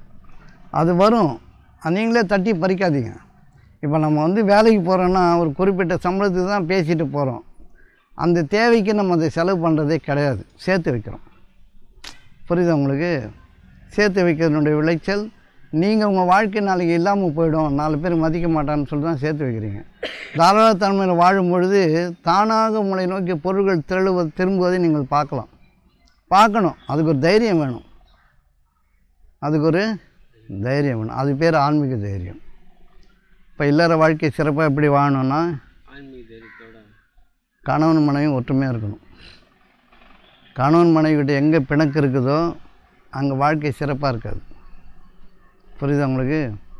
இந்த கணவன் மனைவி சண்டை போட்டுக்கிட்டு கத்திக்கிட்டு திட்டிக்கிட்டு ஒருத்தர் வந்து முகம் திருப்பிக்கிட்டு அது இருக்கிற வாழ்க்கை நரக வாழ்க்கை. மன ஒற்றுமை போச்சு இல்லை. புரியுதா உங்களுக்கு? நீங்கள் எதுக்காவது சண்டை போடுங்க, சண்டை போடக்கூடாதுன்னெலாம் கிடையாது. சண்டை போடுங்க, பேசிங்க. ஆனால் உங்களுடைய ஹெஜிமனி, உங்களுடைய மேலாதிக்கத்தை செலுத்தாதீங்க. டக்குன்னு பணிஞ்சிருங்க. புரியுதா உங்களுக்கு? இப்போ பொண்டாடி கால் வலிக்குதுன்னா பிடிச்சி விடுங்க, ஒன்றும் தப்பு கிடையாது. அவங்க காலை பிடிச்சி விட சொல்லணும், பிடிக்கலனாலும் தப்பு இல்லை. அப்பா அப்படின்னு சொல்லிட்டு போனாலும் சரி ரைட்டு. அப்படியே லவ்ஃபுல்லாக வாழ கற்றுக்கணும். புரியுதா உங்களுக்கு? இந்த அன்பு இல்லாத இடம் வந்து ஒரு அருவருப்பான இடம். நெருக்கம் பிரிஞ்சிடுச்சுன்னா வேறு என்ன இருக்குது உங்களுக்கு? எதுக்காக ஓட்டிகிட்டு இருக்கிறீங்க? புரியுதா உங்களுக்கு? அதாவது ஒரு மனைவி அனுமதித்தா தான் வாழ்க்கை நமக்கு. ஒரு பெண் வந்து நிம்மதியாக இருக்கும்போது ஒரு ஆண் வந்து பெரும் சுகத்தை அடைகிறான். ஒரு பெண் கலவரப்படும் போதெல்லாம் அந்த ஆண் கலவரம் அடைகிறான். அதுதான் இந்த இல்லற வாழ்க்கையின் அழகு. அதனால் பெண்மையை போற்றுங்கள். பெண்களுக்கு நிறைய கொடுங்க, நிறைய வாங்க. என்ன விரும்புகிறாங்களோ அதை வந்து சரின்னு சொல்லுங்கள். முதல்ல சரின்னாவது சொல்லுங்கள். சிறுன்னு பேசாதீங்க, மூஞ்சி காட்டாதீங்க, அருவருப்பாக பார்க்காதீங்க, உங்களுடைய இயலாமை மூடி மறைக்காதீங்க. சொல்லுங்கள், பரவாயில்ல, புரிஞ்சுப்பாங்க. புரியுது உங்களுக்கு? ஆண்களுக்கு தான் அது முக்கியமாக புரியணும். பெண்களுடைய தேவைகள் வெளியே சொல்ல மாட்டாங்க. நிறைய விஷயங்கள் அவங்க வந்து சைகைகளால் மட்டும்தான் சொல்லுவாங்க, சாதாரணமாக சொல்லுவாங்க. சைகைகள் மட்டும்தான் நிறைய இருக்கும். அதை புரிஞ்சுக்கிட்டு நம்ம வந்து இணக்கமாக வேலை செய்யணும். கோபம் என்பது அருவருப்பானது. அது குப்பை தொட்டியில் நம்ம தள்ள கொட்டி நெருப்பு வச்சுக்கிற மாதிரி. இதெல்லாம் கடந்தால் தான் ஆன்மீகம். இதை கடக்காமல் உங்களுக்கு கடவுளும் இல்லை, ஒன்றும் கிடையாது. இந்த இல்லற வாழ்க்கையினுடைய நெருக்கத்தை பிரிச்சுக்காமல் இருந்தால் தான் அடுத்த தகுதிக்கு நம்ம வந்து உயர்றோம். அடுத்த பிரபஞ்ச வாழ்க்கைக்குள்ளே நம்மளை கடவுள் கூட்டு போவார். புரியுதா உங்களுக்கு? யார் செயலில் அழகானவர் என்பதை சோதிப்பதற்காக நாம் மரணத்தையும் வாழ்வையும் அளித்தோம் அப்படின்னு வேதத்தில் இருக்குது. மரணத்தையும் வாழ்வையும் அளித்தோம். நீ சந்திச்சு பார், மரணம்னா நான் சந்திச்சு பார், அதில் தான் வாழ்வும் இருக்கிறது. துன்பத்தில் தான் இன்பம் இருக்கிறது. நிச்சயமாக துன்பத்தோடு தான் இன்பம் இருக்கிறது. அதனால் வந்து நீங்கள் இன்பம் சொன்னால் அது துன்பம் தாங்குபவனுக்கு தான் இன்பம். வலி தாங்குறவங்களுக்கு தான் உண்மையான ஆனந்தம். வலி தாங்காதவனுக்கு இருக்கிறதெல்லாம் வந்து சும்மா ஒரு மேஜிக். வலி தாங்குதல் அதுதான் இன்பம். துன்பத்தில் தான் இன்பம் இருக்கிறது. நீங்கள் துன்பம்னு நினைக்கக்கூடாது. அதுவே சுகமாக இருக்கிறது தான் வந்து நிஜமான இன்பம். அப்போ பிறருக்காக பாடெடுத்தல், பிறரை பராமரித்தல், பிறருக்கு வழங்குதல், இதெல்லாம் உங்களை வந்து வளப்படுத்தும். நிஜமான சுகத்தை உங்களுக்கு கொண்டு வரும். இதை புரிஞ்சுதா உங்களுக்கு? இப்போ இல்லற வாழ்க்கை வளமாக இருக்கணும்னா எப்படி இருக்கணும்? கணவனும் மனைவியும் நெருக்கத்தை பிரிச்சுக்கவே கூடாது. என்ன அவங்க அவமானப்படுத்துகிறாங்க, அப்படி பேசுகிறாங்க, என்ன அவமானப்படுத்துகிறாங்க, என்ன பேச்சு பேசுகிறாங்க? வேலையை பார்த்துனாண்ணா, சரி வேலையை பார்த்துட்டு போக வேண்டியதான், போயிட்டு வர வேண்டியதான், வந்த பிறகு சரின்னு போக வேண்டியதான். அப்படி ஜாலியாக விட்டுடணும். பெருசாக எடுத்து பேசணுன்னா மாட்டிக்குவோம். புரியுதா உங்களுக்கு? நீ பண்ணுறது கொஞ்சம் கூட நல்லா இல்லைன்னா அப்படியா சரி பண்ணிக்கிறேன்னு சொல்ல வேண்டியதுதான். எந்த காரணத்தை கொண்டு மனைவியோட சண்டை போடாமல் இருக்கிறதுக்கு பாருங்கள். பெண்கள் சண்டை போடும் போது நீங்கள் அமைதியாக போங்க, அதுவே சரியாக போயிடும். இப்போ அவங்க வரம்பு மீறி போகிறாங்க அப்படின்னா அதை தடுக்கிறதுக்கான ஆற்றல் நமக்கு இருக்காது. ஒரு பெண் வரம்பு மீறிட்டால் ஒன்றுமே பண்ண முடியாது. வரம்பு மீறாமல் இருக்கணும்னா நம்ம அவங்க முழுதாக அவங்களுக்கு உரிய எல்லா தேவைகளையும் பூர்த்தி செய்யணும். புரியுதுன்னு உங்களுக்கு? இல்லற வாழ்க்கை சிறப்பாக இருக்கும்பொழுது இன்பமே நம்முடைய இருப்பு. இன்பம் தான் நம்முடைய இருப்பு. துன்பம் என்பது நிச்சயமாக இல்லாத ஒன்று. செய்ய வேண்டிய கடமைகளை செய்ய தவறுவன் தான் துன்பப்படுவான். இப்போ நோய் வருது, நொடி வருது, உடம்பு செல்லாமல் போகுதுன்னா அது இந்த இயற்கை. அது மகான்களுக்கும் வரும், யாருக்குமே வரும். அருட்செல்வம் செல்வத்துள் செல்வம், பொருட்செல்வம் கூறியார் கண்ணும் உள. அருட்செல்வம் தான் செல்வம். அருளுதல் என்பது கொடுத்தல், பராமரித்தல், அதுதான் உண்மையான ட்ரெஷர். பொருட்செல்வம் யார்கிட்ட வேணா இருக்கும், எவனோ வச்சுருப்பான் பணம். ஆனால் அருள் என்பது யார்கிட்ட ஒருத்தட்டு தான் இருக்கும். இந்த அருளில் இருப்பவன் ஆனந்தத்தோடு வாழ்கிறான். பொருள் இருப்பவன் வந்து பூச்சாண்டி கட்டிட்டு அப்படி இப்படி மெதுக்காக வாழ்வான். புரியுதா உங்களுக்கு? அப்போ சுகமான வாழ்க்கைக்கு அடிப்படையே வந்து அன்பு. அன்பு என்பது நெருக்கத்தை பிரிச்சுக்காதீங்க. நல்லா சண்டை போடுங்க, 5 நிமிஷம் சமாதானம் ஆகிடுங்க. நல்லா சண்டை போடுங்க, நாயா பேயா அடிச்சுங்க, ஒன்றும் தப்பு கிடையாது. 5 நிமிஷத்தில் ஆலிங்கனம், முத்தம், பரிமாறுதல் எல்லாம் நடக்கணும். நடந்தால் அந்த வாழ்க்கை வந்து அழகான வாழ்க்கை. அதான் ஊடல் காமத்திற்கென்பும் அதற்கென்பும் கூடி முயங்க பெறேன். ஊடுதல் காமத்திற்கென்பும். ஒரு இல்லற வாழ்க்கை சுகமாக இருக்கணும்னா ஊழல் ரொம்ப அவசியம். சின்ன சின்ன முணுக்கு, கோபங்கள் இதெல்லாம் அவசியமாக வேணுன்றாங்க. அப்போ சுகப்படும். புரியுதா? சண்டை போட்டுன்னு 5 நிமிஷம் தாங்க சண்டை போடணும். 5 நிமிஷத்துக்கு மேலே சண்டை நீடிக்குதுன்னா 2 பேருமே வாழ தகுதி இல்லாதவங்க தான். சண்டையே சாப்பாடாக இருந்தால் எப்படி அது? புரியுதா உங்களுக்கு? அப்போ நீங்கள் கேட்ட கேள்வி புரிஞ்சிடுச்சா? நினைக்க நடக்கணுன்னா தெரியுமா? நினைக்கிறத ஒரே நினைப்பா கரெக்டாக நினைங்க. 1000 கணக்கு போட்டுக்கிட்டு இது இப்படி, அது இப்படி, இவங்க அப்படி, ஆமாம் இப்படின்னு போட்டுக்கிட்டே இருந்தீங்கன்னா நினைக்கிறது நடக்கவே நடக்காது. நினைக்க நடக்க என்பது நம்முடைய வரம். நல்லா ஞாபகம் வச்சுங்க, நம்முடைய வரம், கிஃப்ட்டு. நம்ம நினைக்க அது நடக்கணும். அப்போ நினைக்கிறத சரியாக நினைக்கணும்ல. வேணும்னு நினச்சா அது வந்தே தீரும் என்று நான் உங்களுக்கு சொல்லுகிறேன். ஒரு தடவை புள்ளி வச்சாச்சு, குறி வச்சாச்சுன்னா இற விழுந்தாகணும்னு ஒரு படத்தில் சொல்லுவாங்கள்ல. குறி வச்சாச்சுன்னா அது இற விழணும். அதுதான் நம்முடைய வரம். வரலைன்னா நீங்கள் தப்பாக நினச்சிருக்கீங்க, அது நம்முடைய சாபம். சரியா? இறைவன் போதுமானவன்.